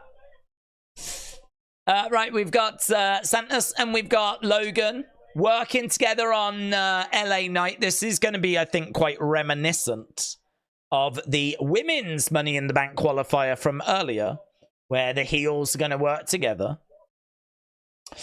Alex said, I'm getting flashbacks of Rodman Malone in WCW with Halliburton and Brunson. I wonder if they will throw down. Maka said, Days, I feel like the answer will be no, but are you streaming the Euros final if England get there? Sadly, my answer is going to be no, because if England get to the Euros final, I am definitely learning from my mistake last time, which is we streamed it and it was amazing, but I so wanted to just be getting drunk and so wanted to just be like soaking up the atmosphere. To be sat inside in that moment, I remember watching it thinking, like, if England are about to win this, I need to be in a city right now. I need, like, people will be, I've said before, if England win the Euros or if England win a World Cup, it will be like a state winning the Super Bowl. Like, imagine a state that's never won the Super Bowl winning the Super Bowl. I'd imagine people will be out in the streets. I'd imagine there'll be, like, many babies being made, right? That will be England if England win the Euros. We've never won it. We've never won the Euros. Well, we've only ever won the World Cup once, and that was in '66. So people are desperate, so desperate for our football team to win. So yeah, we did a stream for the Euros final before. You know, so tense. England got to the final last time, and but I just remember watching it, thinking, if they're about to win this, I need to be in a city. I need to be like drinking and partying with all those people. So, no. Let's see if they get there first, though. Right now, Logan, I would stream it from a sports bar if that was possible. If it was possible to be in a sports bar and actually, like, watch it with people around and actually, you know, be in a pub or be in a city or something, I would totally do that. I could do it from a hotel, and then if we win, I'm outside, aren't I? Getting drunk and naked and arrested. If I'm not drunk, naked and arrested, if England win the Euros, I've done it wrong. Right, this match is rumbling along. Did you see Trinidad flag? I did. Legends. Right. I'm a big Indi fan, says Trenton. Trenton, shout out to you. You're an indie wrestling fan. That's what she said. Shout out to you, my friend. I hope you are well. Shout out to everyone that's joining us. I feel like this has just settled. We were halfway through the show. I feel like we had a real hot start. Not a bad little match, little backstage moment. Now we've got another match going on, but it does just feel like it's just settled a little bit. Don't know what it will go after the match, but I don't know.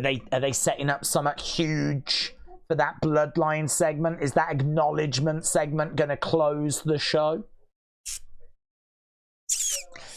Days, the storyline with Nia helping Tiffany. What if Nia is the one that beats Bayley? Tiffany cashes in on Nia, says Macarice.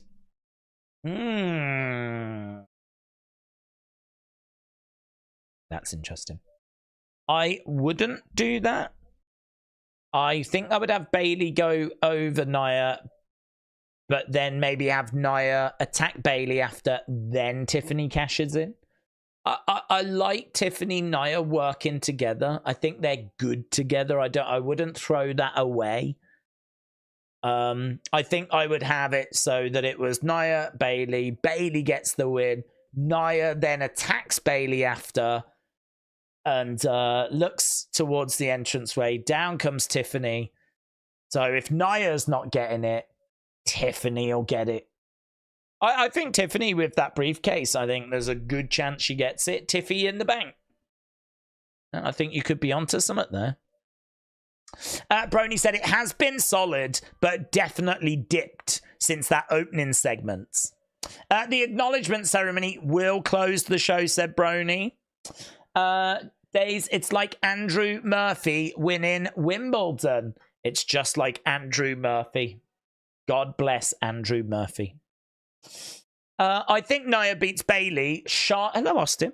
I think Nia beats Bailey. Charlotte takes the title from Nia, and then Tiffy wins the Rumble and beats Charlotte at WrestleMania. Okay, who wins Money in the Bank, though? William said, I'm going to miss you guys tomorrow. I've got a BS appointment. Just say, go back to bed. Got to stay up and stuff. William, shout out to you, my friend. It'll be weird not having you around. And by weird, I mean lovely. That's what she said. I usually renew my membership automatically, but I may not be able to keep it much longer due to some bills. I'm sorry to hear that, dudes. I need to get a lot of dental work and I haven't got insurance. Dudes, I know that. I know that. I just went through dental work last year. I chipped my tooth last year, and every time I moved my tongue, it scraped against my tooth, and my tooth was razor sharp. It was like razor Ramon sharp.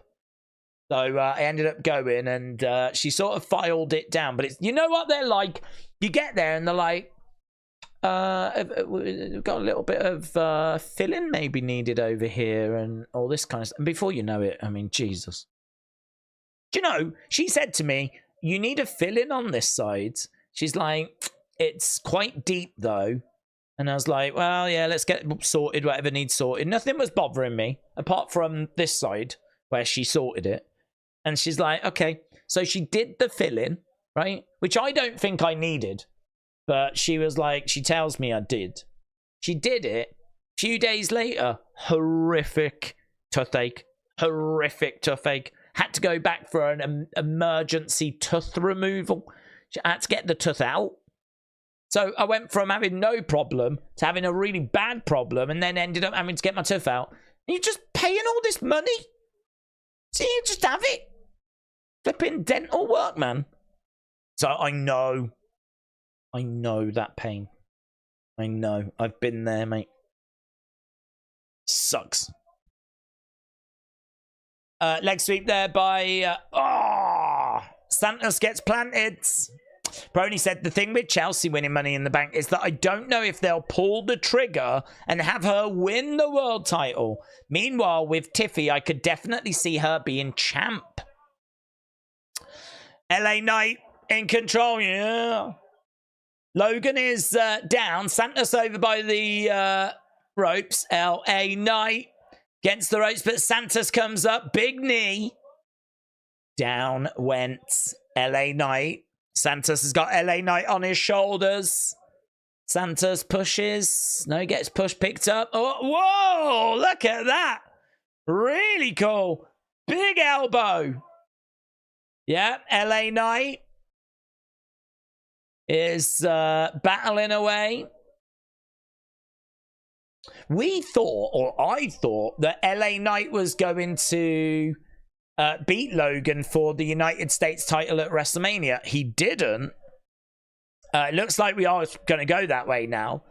But, yeah, I mean, it's kind of crazy to think how over LA Knight is and how over he's been for a long time now. And we've still not put a title on him, you know?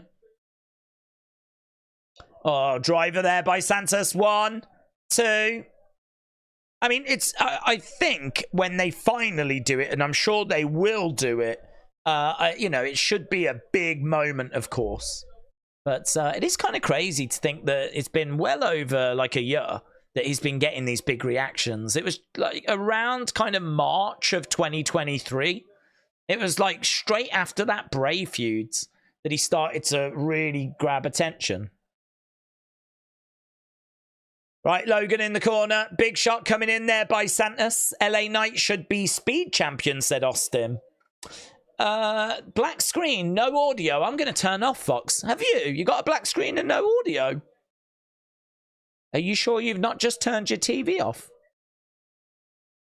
William said, I can catch the stream, but only till 8 a.m. Never mind. I will be there a few hours. Oh, that's good. That's good, William. Oh, LA Knight goes up. He grabs Santos. Boom. Belly to back suplex off the top. Logan goes up. Logan's going to hit his... Oh, swanton. 1, 2. Shoulder up by LA Knight. Shoulder up by LA Knight. Crowd are really into this. Crowd really like this match. Yeah, I gotta say, that is a good swanton. Right now, he's saying to Therese, what, does he want his brass knucks? There we go, he has them. He's got the brass knucks. What, is he gonna do it? He's put the brass knucks on. Where's the other boomer? Yeah, stop him! That boomer needs to stop that boomer! Here's the New York boomer! He's gonna stop him! Come on, Bronson! Come on, Bronson Reed! Bronson's jumped over the barricades! Oh, let's go. Tyrese and Bronson Reed. Oh, they're saying no, Bronson, you can't. Oh, double knees by Santos. Oh, why didn't they throw down? What's going on, man? Oh, lovely. BFT, but Logan grabs. LA Knight rolls him up. 1, 2. Oh, reversed. 1, 2. LA Knight steals it. Did he get it? He got it! LA Knight gets it! Wow! LA Knight, yeah! Gets the job done. Could he? Nah, it'll be Jey Uso, won't it? Could he? Could it be? Yeah, in the bank. We're yeeting. It's going to be yeet in the bank. Oh, it might not be over, you know. Might not be over. We got Logan. We got Tyree. He's still got those brass knucks. He's got the brass knucks. Here we go. Get out the ring. Just roll under the ring. Get out. Get out. You can get out. You can easily get out. Oh, big cheer. That one's come back with a chair. The other one's got a chair. Here we go. He gets in. Mixed. He gets in there. It's going to be a tag match. Tag match. Do a tag. Do a tag match now. Straight into a tag match, you cowards. Is someone going to do something? There's a lot of gesturing. I've got knucks. I've got a chair. Someone hit someone. Oh, come on. Come on. They're getting out. Boo. Yeah. Boo.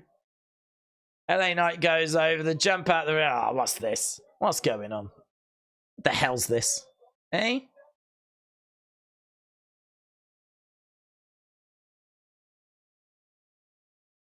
Well, there we go. Scaredy cats. Yeah. Yeah.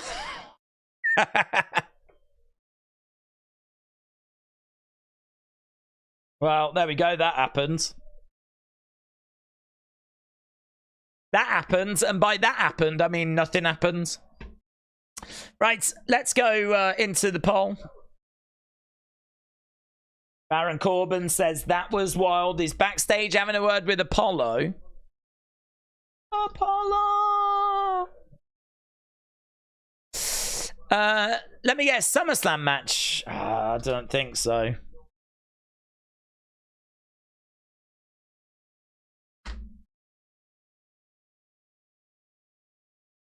Right. Get in your votes for that last one. Mello in the garden. Carmelo's here.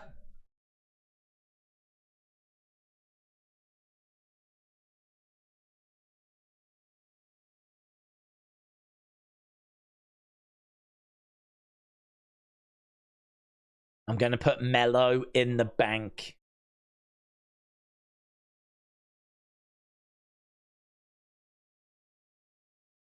Apollo says, it's good to be confident, but you're in way over your heads.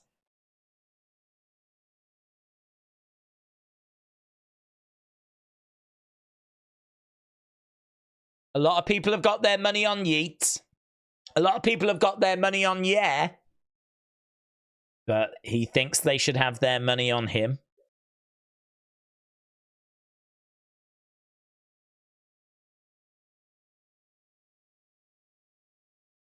Okay. Talking about MSG.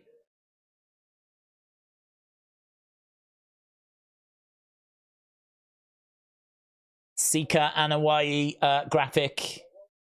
Wow, look at that. But of all the places to have that graphic shown, inside Madison Square Garden. And a round of applause there by the WWE fans and the video package. Let's go. Let's go. I can't.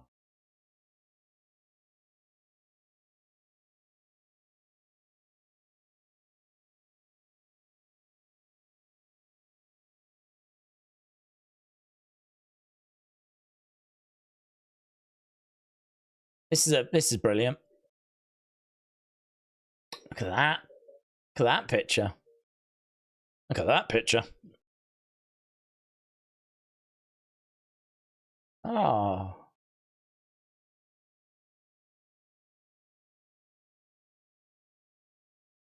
I think he lived in Pensacola, I read. That's where Roman's from, isn't it?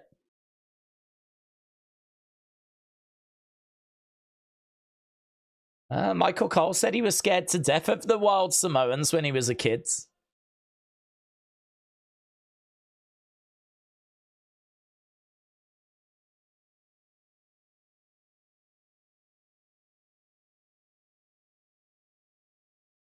"21 tag team championships." Do you know, WWE do not do this enough. They should show more old school footage. They've been around decades and decades and decades. Thousands of wrestlers have come and gone through WWE.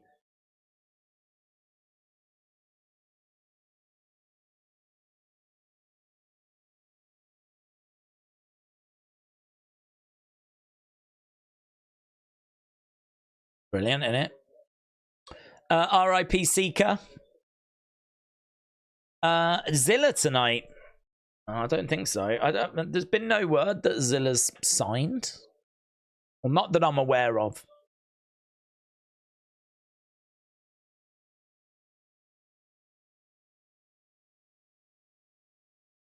Oh, look at some of them behind the scenes pictures of Roman with Sika.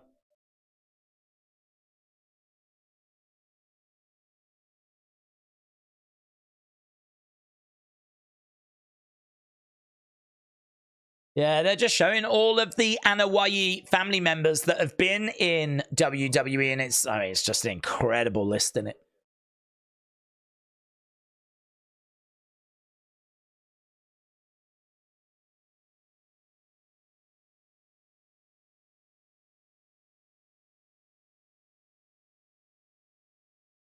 Lovely video package. They've done a brilliant job with this. They're so good at doing these. Rick said Zilla's not coming in anytime soon. I don't know who started that rumor.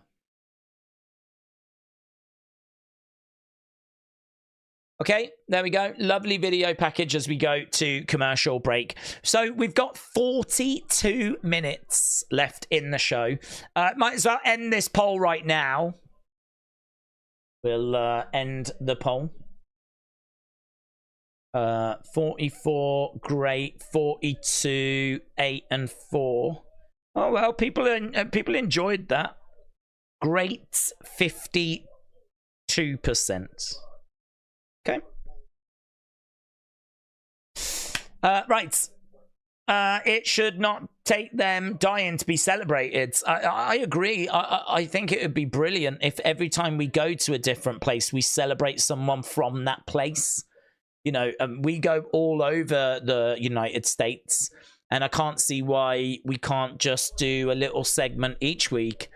Doesn't have to be long, minute or two. where we literally just honor someone that's come from there in the past, because as we said, there are like hundreds, thousands of wrestlers that have gone through the doors and of WWE, and it'd just be really cool to just give them that little spotlight and you know, bring back some memories. You're either gonna pull on the nostalgia strings, right, or you're gonna teach new viewers something that they don't know.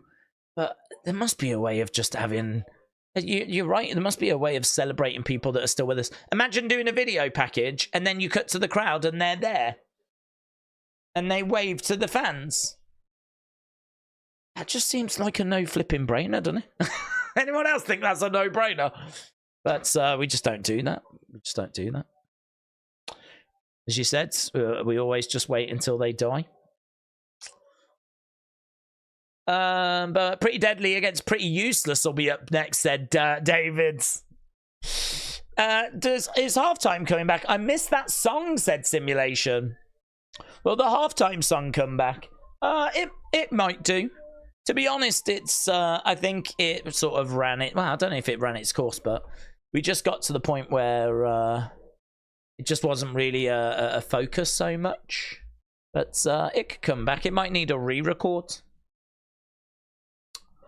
But yeah, I think we definitely passed it for today.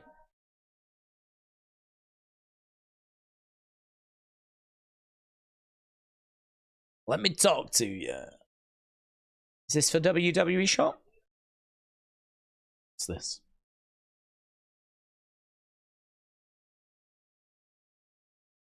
'16th to 18th. Oh, is this the Fanatics thing?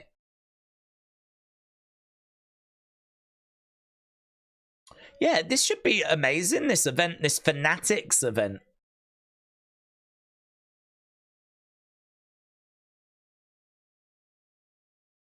Yeah, it's a hell of a lineup, isn't it? Bailey, Bianca, Jade, Jay. Hello, 1963. Picture of Buddy Rogers, Bruno Sammartino. WrestleMania 1 from 85. Let's go. Flipping SummerSlam 91. Mr. Perfect, Bret Hart, come on! Oh, Sean, when he came back with those awful tights. Survivor Series from 2011. The history of MSG is just mental, in it. Right, we've got Andrade. This is not just any match.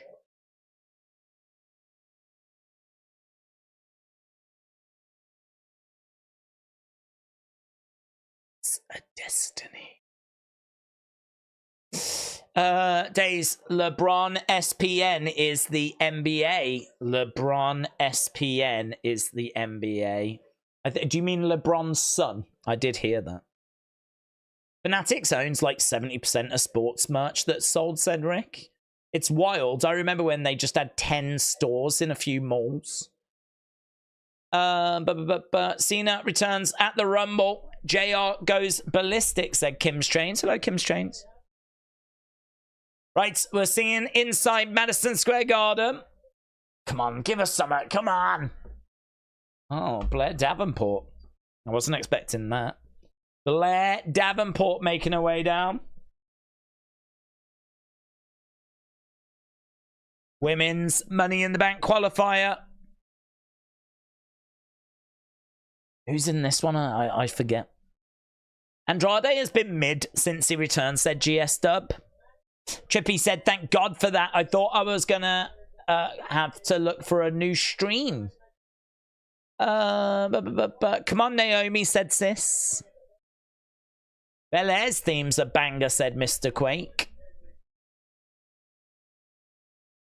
Indi in the ring for this one. Is it Naomi or is it Bianca or who's in this? Well, they've given Blair an entrance.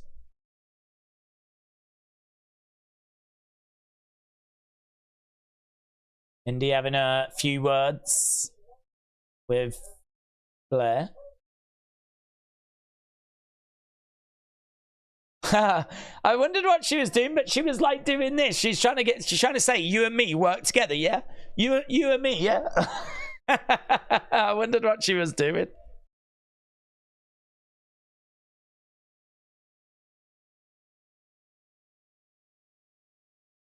Oi, oi. You and me, yeah? Naomi is coming down. Right, Ryan Clark, ESPN analyst. All the stars are out. Naomi. Indi looks lovely with her hair that way as well. Sunny, shout out to you. KD said it's crazy. This was once a WrestleMania crowds. Yeah. Yeah. Many times. 1, 10, 20. So, yeah.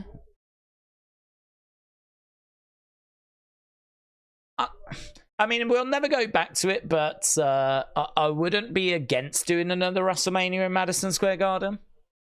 But I mean, we'll never go back to that now. That ship has sailed, didn't it?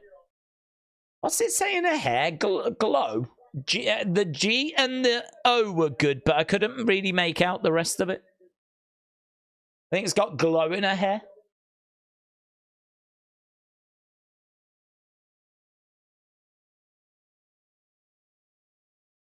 Right, here we go. Look, Indi is having a word with Blair Davenport. But Naomi drop kicks, and we are underway with our next triple threat qualifying match. Knee to the midsection there by Indi. Against the ropes goes Naomi. Naomi goes down, kicks out at Indi. Indi goes down, Blair goes down. Naomi against the ropes. She gets caught. Slammed down. Indi comes over. Oh, Blair turns on Indi. Ah, the alliance falls apart. Blair's like, sorry. Sorry. In the corner goes Naomi. MSG witnessed the rebirth of The Undertaker after Kane had buried him alive, said James. Ram said Triple H said the Attitude Era will be back when they go to Netflix. Well, I saw him say, I don't know that he said that exactly. I saw him say about the uncensoring. But to be honest, I don't think they're going to look to turn the bad language up. It's just that when they do use bad language, it won't be censored. Oh, Indi goes into the steps. Oh, double stomp there by Blair. Oh, I have no idea what she said. I think it was, I'm going to Money in the Bank, but it came out, I'm going to Money in the Bank. I'm going to Money in the Bank. Sorry, what? You're English, I'm English, and even I didn't have a flipping clue what you're on about. Well, I say she's English. She might be from New Zealand, actually. I always thought Blair Davenport was English, but... Sure, I looked at it the other day, and she... Oh, no, she is from Harrogate. She's billed from New Zealand, but she was born in Harrogate. She's an English New Zealand professional wrestler. Why is that? When did she move? Oh, she moved to New Zealand at the age of 10. So she's English, New Zealand. Interesting.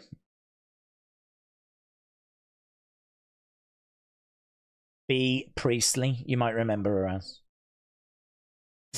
Right, Sami Zayn comedy show next week, and also Boston for Raw, said Spartan. My show said, how many more minutes do we have? 32. Sis there as well. Joshua, see you tomorrow for UFC, my friend.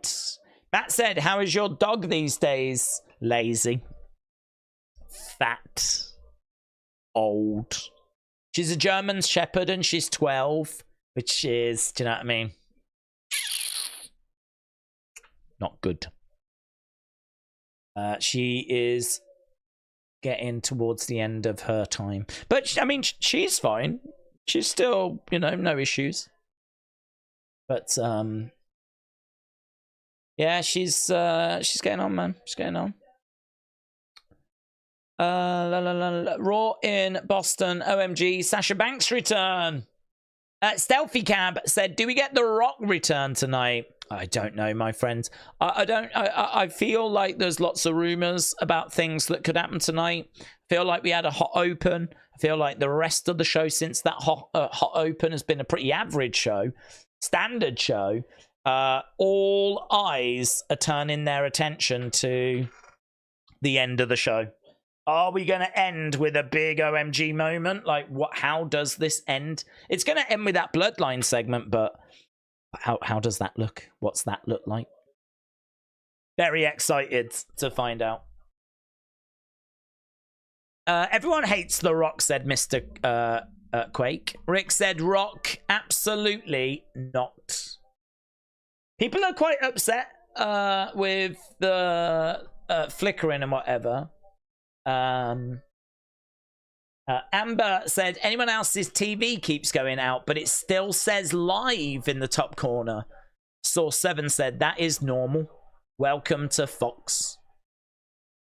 So people are quite frustrated. Quite frustrated.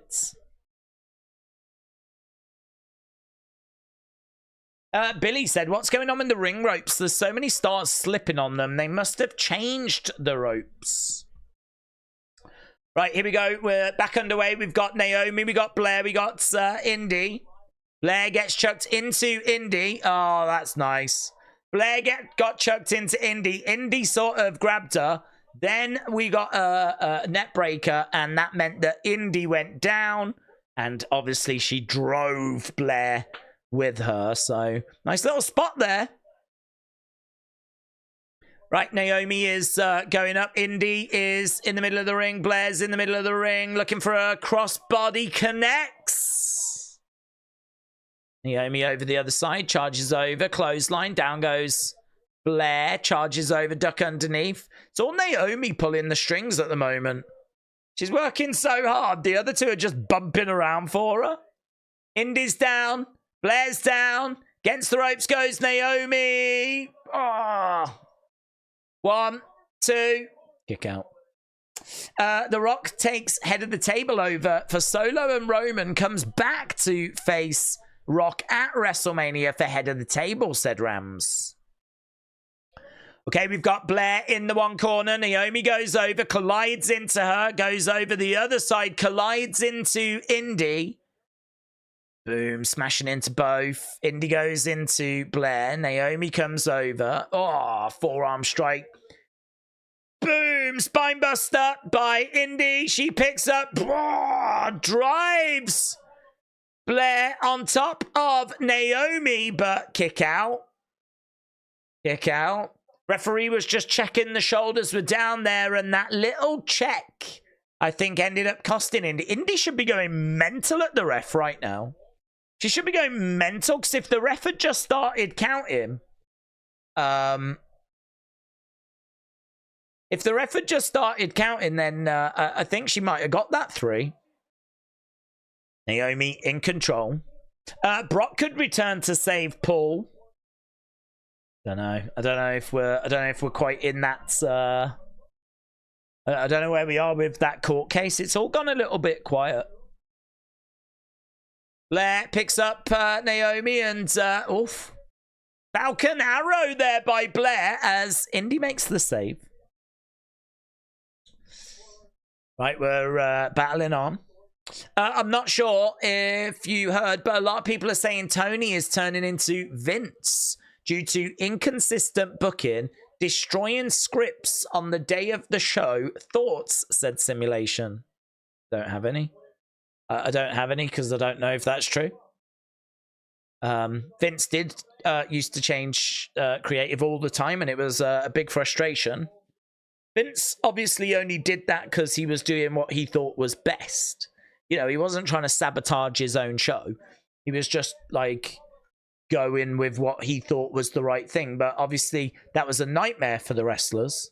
And it did kind of mean that stories were going down roads that they maybe weren't supposed to be going down or hadn't planned to go down. And that had big knock-on effects. And it was a nightmare. That's, you know, there's a lot of things to criticize Vince about, and that would definitely be one. Maybe not the biggest, but it would be one. But I don't know. I have no idea if Tony does that or not. I don't know. If he is doing it, I can't say that it's a good thing, a good habit. Into the barricade goes Naomi. Why do we feel they will attack Heyman, which will lead to Roman and Jimmy's return? Oh, hello, here's Jade's. Jade's coming down. Indi can't believe it. She goes over to throw a shot at Jade, but Jade goes after Indi into the ring posts. Jade has got Indi. She chucks her into the ring. So Indi is in the ring. She goes over Naomi. Some of Indi's selling is a bit... Oh, wing clipper. Rolls her over. 1, 2, 3. And it's a win for Naomi. Yeah, some of Indi's selling is a little... I don't want to say OTT. She does sort of exaggerate a little. But it's a win for Naomi. Right, 25 minutes left. We can't have long left. I'm sure we're just going to be going into... I'm sure we're just going to be going into this main event. But has anyone else's show cutting off? And the audio said Chamwell. Yeah, it's a big problem. Seems like quite a few people are being affected tonight.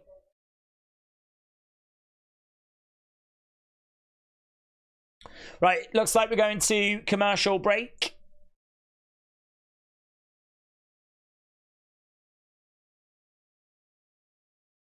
And is this an advert for that behind-the-scenes documentary?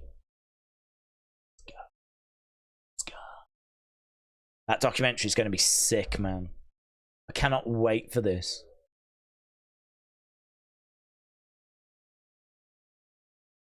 It's funny because they're putting it onto YouTube and it makes it sort of feel not as good. If that was a documentary that was going to go onto the network or was going to go onto A&E, I think we'd be like really excited for it. But because it's just going onto YouTube, you know, you sort of associate YouTube with maybe quick content, content that's maybe not that kind of thing. Feels like it should be a proper TV show, or it should be going onto like Peacock, not really YouTube. I'm really excited for it, and I'm sure it's going to do very, very well. And YouTube makes it accessible for everyone as well, so I mean, it's all great. I hope it gets the views. I hope it gets the views, and then I hope that they make more. I've got my popcorn ready for the Bloodline segment, said Dro.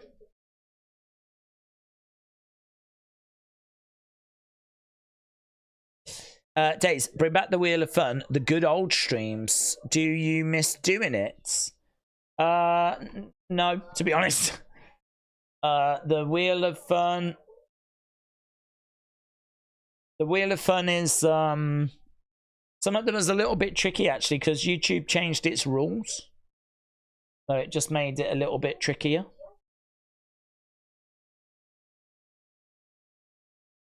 Can't wait for Bloodline. Better get a Roman return. Roman Reigns has been spotted, says Andrew. Is that true? Is that true? Right. When Roman is a part-timer. When was Roman a part-timer? Crazy. We want Roman, said Aubrey. Lots of Roman talk. Those wrestling YouTubers, said Alex. They're the ones that ruin it all, mate. Yeah, definitely. Me, more so than anyone else. One of the reasons I don't like Logan, John Cena, or The Rock, said Albert. Have you been watching the Euros? England haven't played very good, said for my phenomenon. No, they've been god-awful. They have been awful, but the hope is that they've got... it's not the players, it's the system. So if we change the system, it might click. It might suddenly just start working. I mean, we're quite lucky because we've got really good players. So we've just got to bring the best out of them.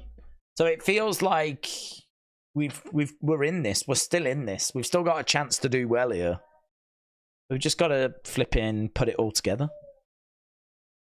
Right, what's this? Money in the Bank.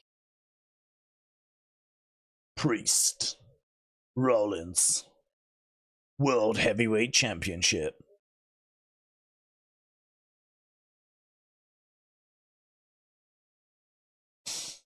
Yeah, big stipulation, that. Big stipulation. If Seth wins, Damian leaves Judgment Day. The Bank. Next Saturday. We'll be live for that. Don't you worry about that, my friends. So, Sami Zayn's stand-up show is on Thursday, but I don't think we can watch that. SmackDown on Friday, Money in the Bank on Saturday, and NXT Heatwave on Sunday. Yes. Whole weekend of wrestling. I mean, technically, no, it's not. I was going to say technically this weekend's a whole weekend of wrestling, but it's not. There is AEW on Sunday, though. We're not doing that. I think Tommy Toy Travels is, though. England don't have a left back. Don't know why he took Shaw when he's injured. Daze, you put H instead of match score. Trent said Steph and Nick are in attendance. Oh. Oh. Cheating, is she? Steph and Nick Khan. Ooh. Right, we're backstage with Johnny and Tommaso. We found out that Pretty Deadly and Street Profits is going to be next week. Right. Please end with some massive. We've got a lot of history in Toronto, says Tommaso. Next week, it's going to be a tag team championship match, DIY, against Grayson Waller and Austin Theory. A Town Down Under.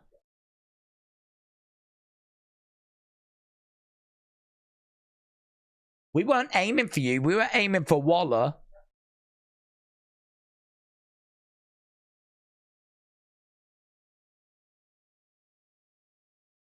Stop.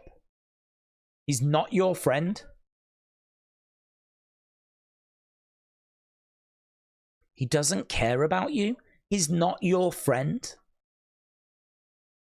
Ah, oh, there he is. There he is. Grayson Waller attacks. Johnny was saying, stop. He's not your friend. Well, they attack backstage. Johnny down.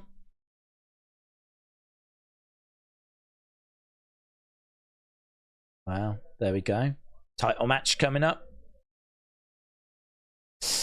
Not telling people not watching like this if you do a lot different. But not telling those people not knowing watching like this, but do a lot different. Callum said Kayla is last show and she's been on screen for 5 seconds. Yes. We're not very WWE have never really been like big on, you know, thanks a lot for your work, goodbye, all that kind of stuff. They might put some out on social, but I wasn't really expecting much. It would have been nice to have had her and Paul Heyman have a little moment.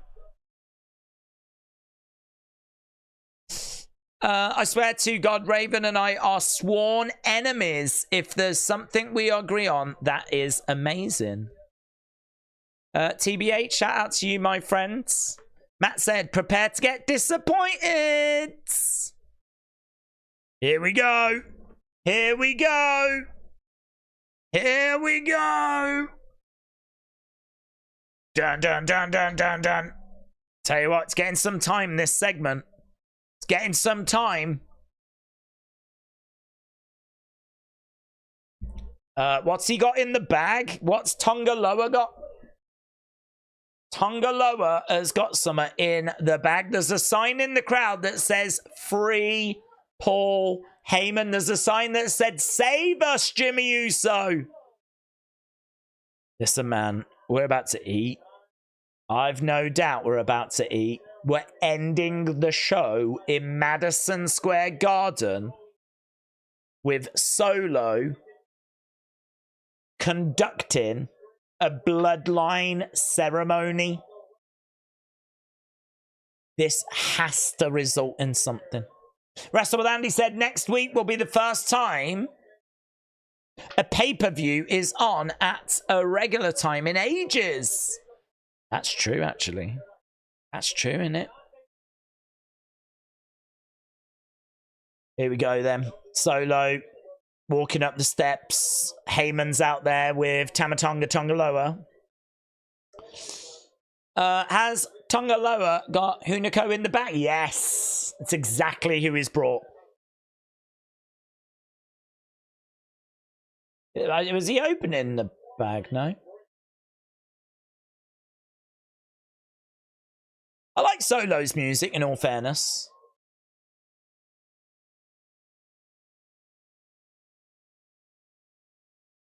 Heyman, not really. He's looking a bit disheveled, Heyman, isn't he? Looking a little, you know, there's a bit of fur on the chin. Can tell he's been having some sleepless nights. My name is Paul Heyman.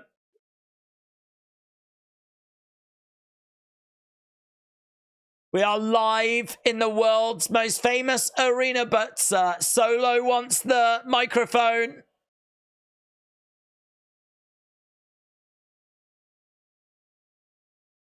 Mate, look at Heyman.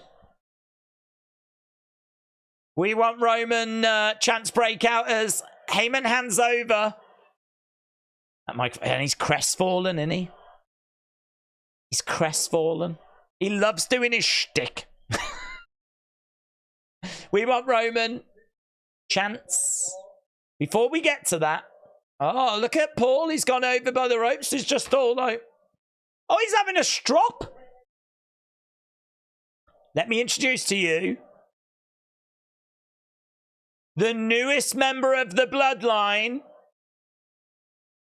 The Samoan werewolf. My enforcer. So Jacob Fatu is here.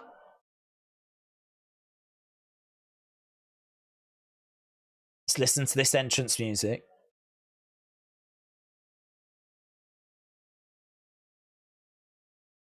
Flames shooting up look amazing.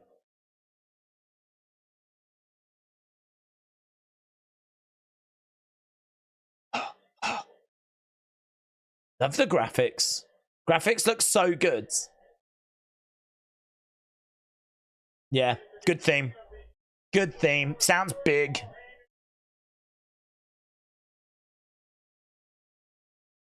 Yeah, don't mind that. Don't mind that at all. Jacob Fatu making his way down to the ring. Love the flame shooting up as well.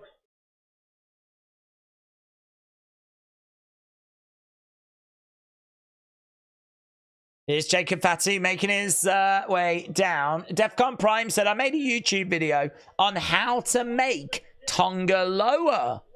Oh, there we go. If you want to make your own Tonga Loa, check out DEFCON Prime's channel. The Samoan werewolf has arrived for the acknowledgement ceremony. So they said to Heyman he wasn't there. But he is there. I thought he was wearing an MJF shirt, said Jason. I still don't know what shirt it is, actually. It's not the greatest, but it's way better than most, said Gringo. Dope entrance. Theme's good. Yeah, I like it. I like it. I agree. It's not one that I'm like, my God, they've killed it. It's not one of those, but it's like, yeah, I can vibe with that. I mean, listen, if that was Def Rebel, this could have gone 50 shades of wrong. 50 shades of wrong, but instead you're like, you know what? Yeah, it's all right. Don't mind that. Commercial, yeah. This is our final commercial break. What's going to go down? I hope it's not just Cody and Kevin and attacking again. That would be disappointing, man. If it was just them attacking again. I think we're all hoping for something more than that. I made my own Tongalo every morning after I had my first cup of coffee, said Chris. Oh, really? Busy boy. Werewolf is moving out here like the Fiend, said Pooty. Daniel said, so do the Street Profits come out and get a beat down? Does Cody and Kevin come down? Question mark, question mark, question mark, question mark, slash. Jacob Fatu equals new era Booker T, said Frank. Callum said the show's been boring so far. The red tribal thing Roman wears will be in the bag. Oh yeah, what's in the bag? What's in the bag? It's Roman's head. It's Roman's penis. I mean, I hope not. Gotta see a huge return tonight, said Jacob. Shiv said we're about 10 minutes away. It's Eric Rowan Spider, said I am your father.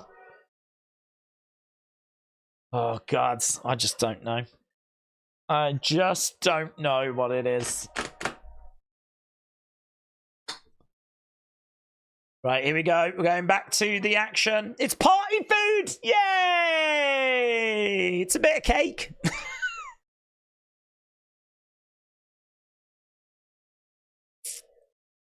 Okay, here we go. Madison Square Garden. Yeah, what? What you want? Acknowledge me! Oh, look at Heyman's like, what? What?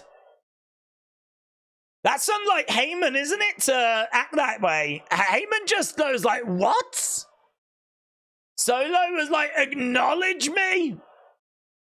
Oh, loud boos. Loud boo. Look at Heyman's reaction. Right-hand man, Tamatonga, step up. Acknowledge me. Solo. I acknowledge you. Wow. Infamous Tongaloa, step up. Acknowledge me.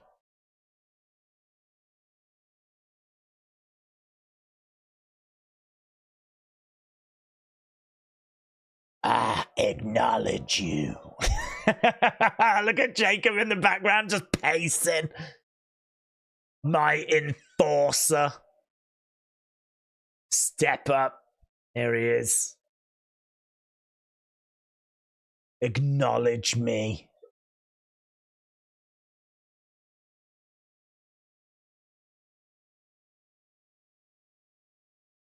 He acknowledged him. At one point, I thought he called him his lover. You're my lover. Oh, now he goes over to Paul. Look at Paul. Paul doesn't look like he's slept since WrestleMania. This is your one chance, Paul. No, look, the crowd are saying no. The crowd are saying no. Acknowledge me. Oh, it's the Ulafala. Oh, it's the Ulafala.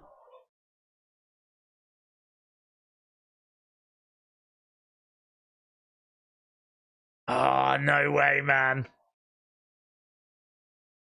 Acknowledge me as your tribal chief.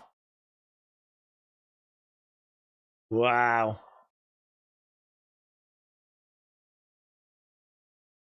So he hands Ulifala over. He hands over the microphone as well. He said, "Acknowledge me as your tribal chief." Solo's telling the crowd to be quiet. "Why have you forsaken me?" He just said. He looked up at the heavens. "Why have you forsaken me?" Solo.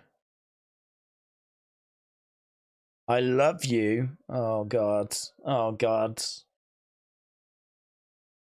"I acknowledge."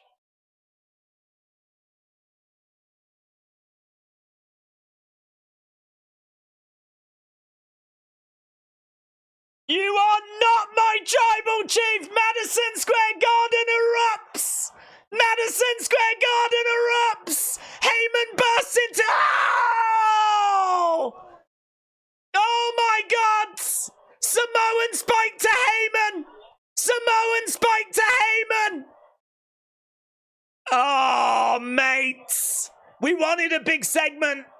We got a big segment. If Roman comes back now, oh my God. If Roman oh my God. Jimmy? Could Jimmy come back?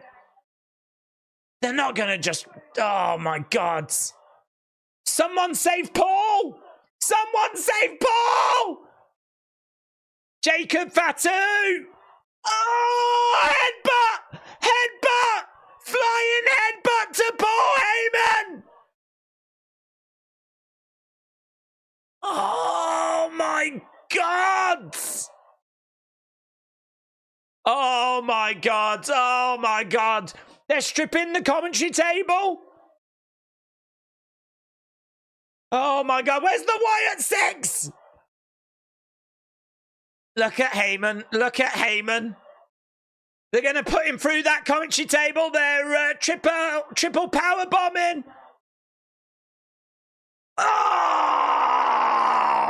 my God. Referees are straight into check on Paul. He gets driven through the commentary table. Scenes in Madison Square Garden. Wow. Wow. That commentary table didn't stand a chance. Didn't stand a chance, mate. You'll not see that commentary table again. That commentary table had a family, damn it! Wow. Look at this. Is Solo Sikoa the new tribal chief? Heyman is down behind them. F you, Solo is the chant. F you, Solo. What a moment. What a moment. Might not have been a return. Might not have been this big epic return, but that is a big shift in the landscape of WWE and a big, big moment in the history of the Bloodline story. That was sick. That was sick. James said, God, I love New York. James, there's no time for you to talk about your favorite holiday destinations right now. Not with what we've got going on, James. We love you, Jacob. We will not stand for this. They've done it again, said Alex. This means that the Bloodline don't have a wise man. Oh my God, you're so right. Guys, vacancy. Do you want to work for WWE?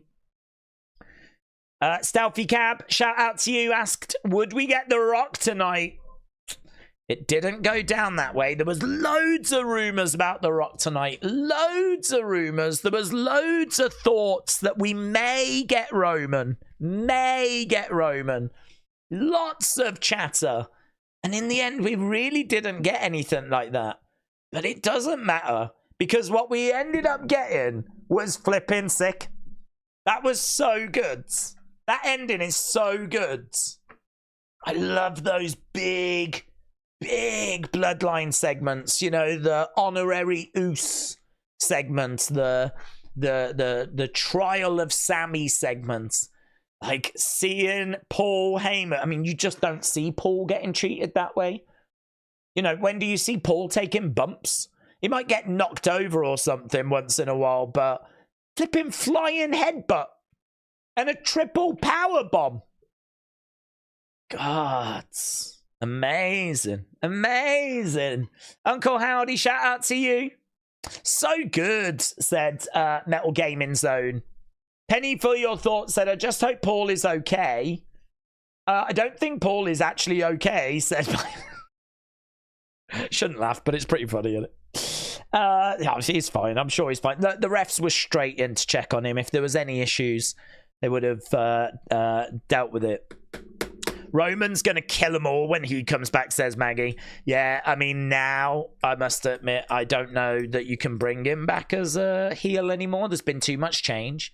Now you've got Solo running around pretending to be tribal chief. You've got the wise man who's done. He's out. He was attacked. It's over. Jimmy's been down. Yeah, this segment's maybe pushed it too far now. Now I think, yeah, he's coming back and he's going to murder them all, isn't he? Oh my God. Are we going to be building towards him coming back at, say, SummerSlam? And we're just going to get Bloodline. Oh my God. Sammy, Jimmy, Jay, and Roman against Tonga Loa, Tama Tonga, Solo, and Jacob Fatu. 4-on-4. Oh my God. Oh, I feel sick. It's going to be amazing. Oh, I might throw up. Where's the cat? Where's the dog? Oh God, it was so good, wasn't it?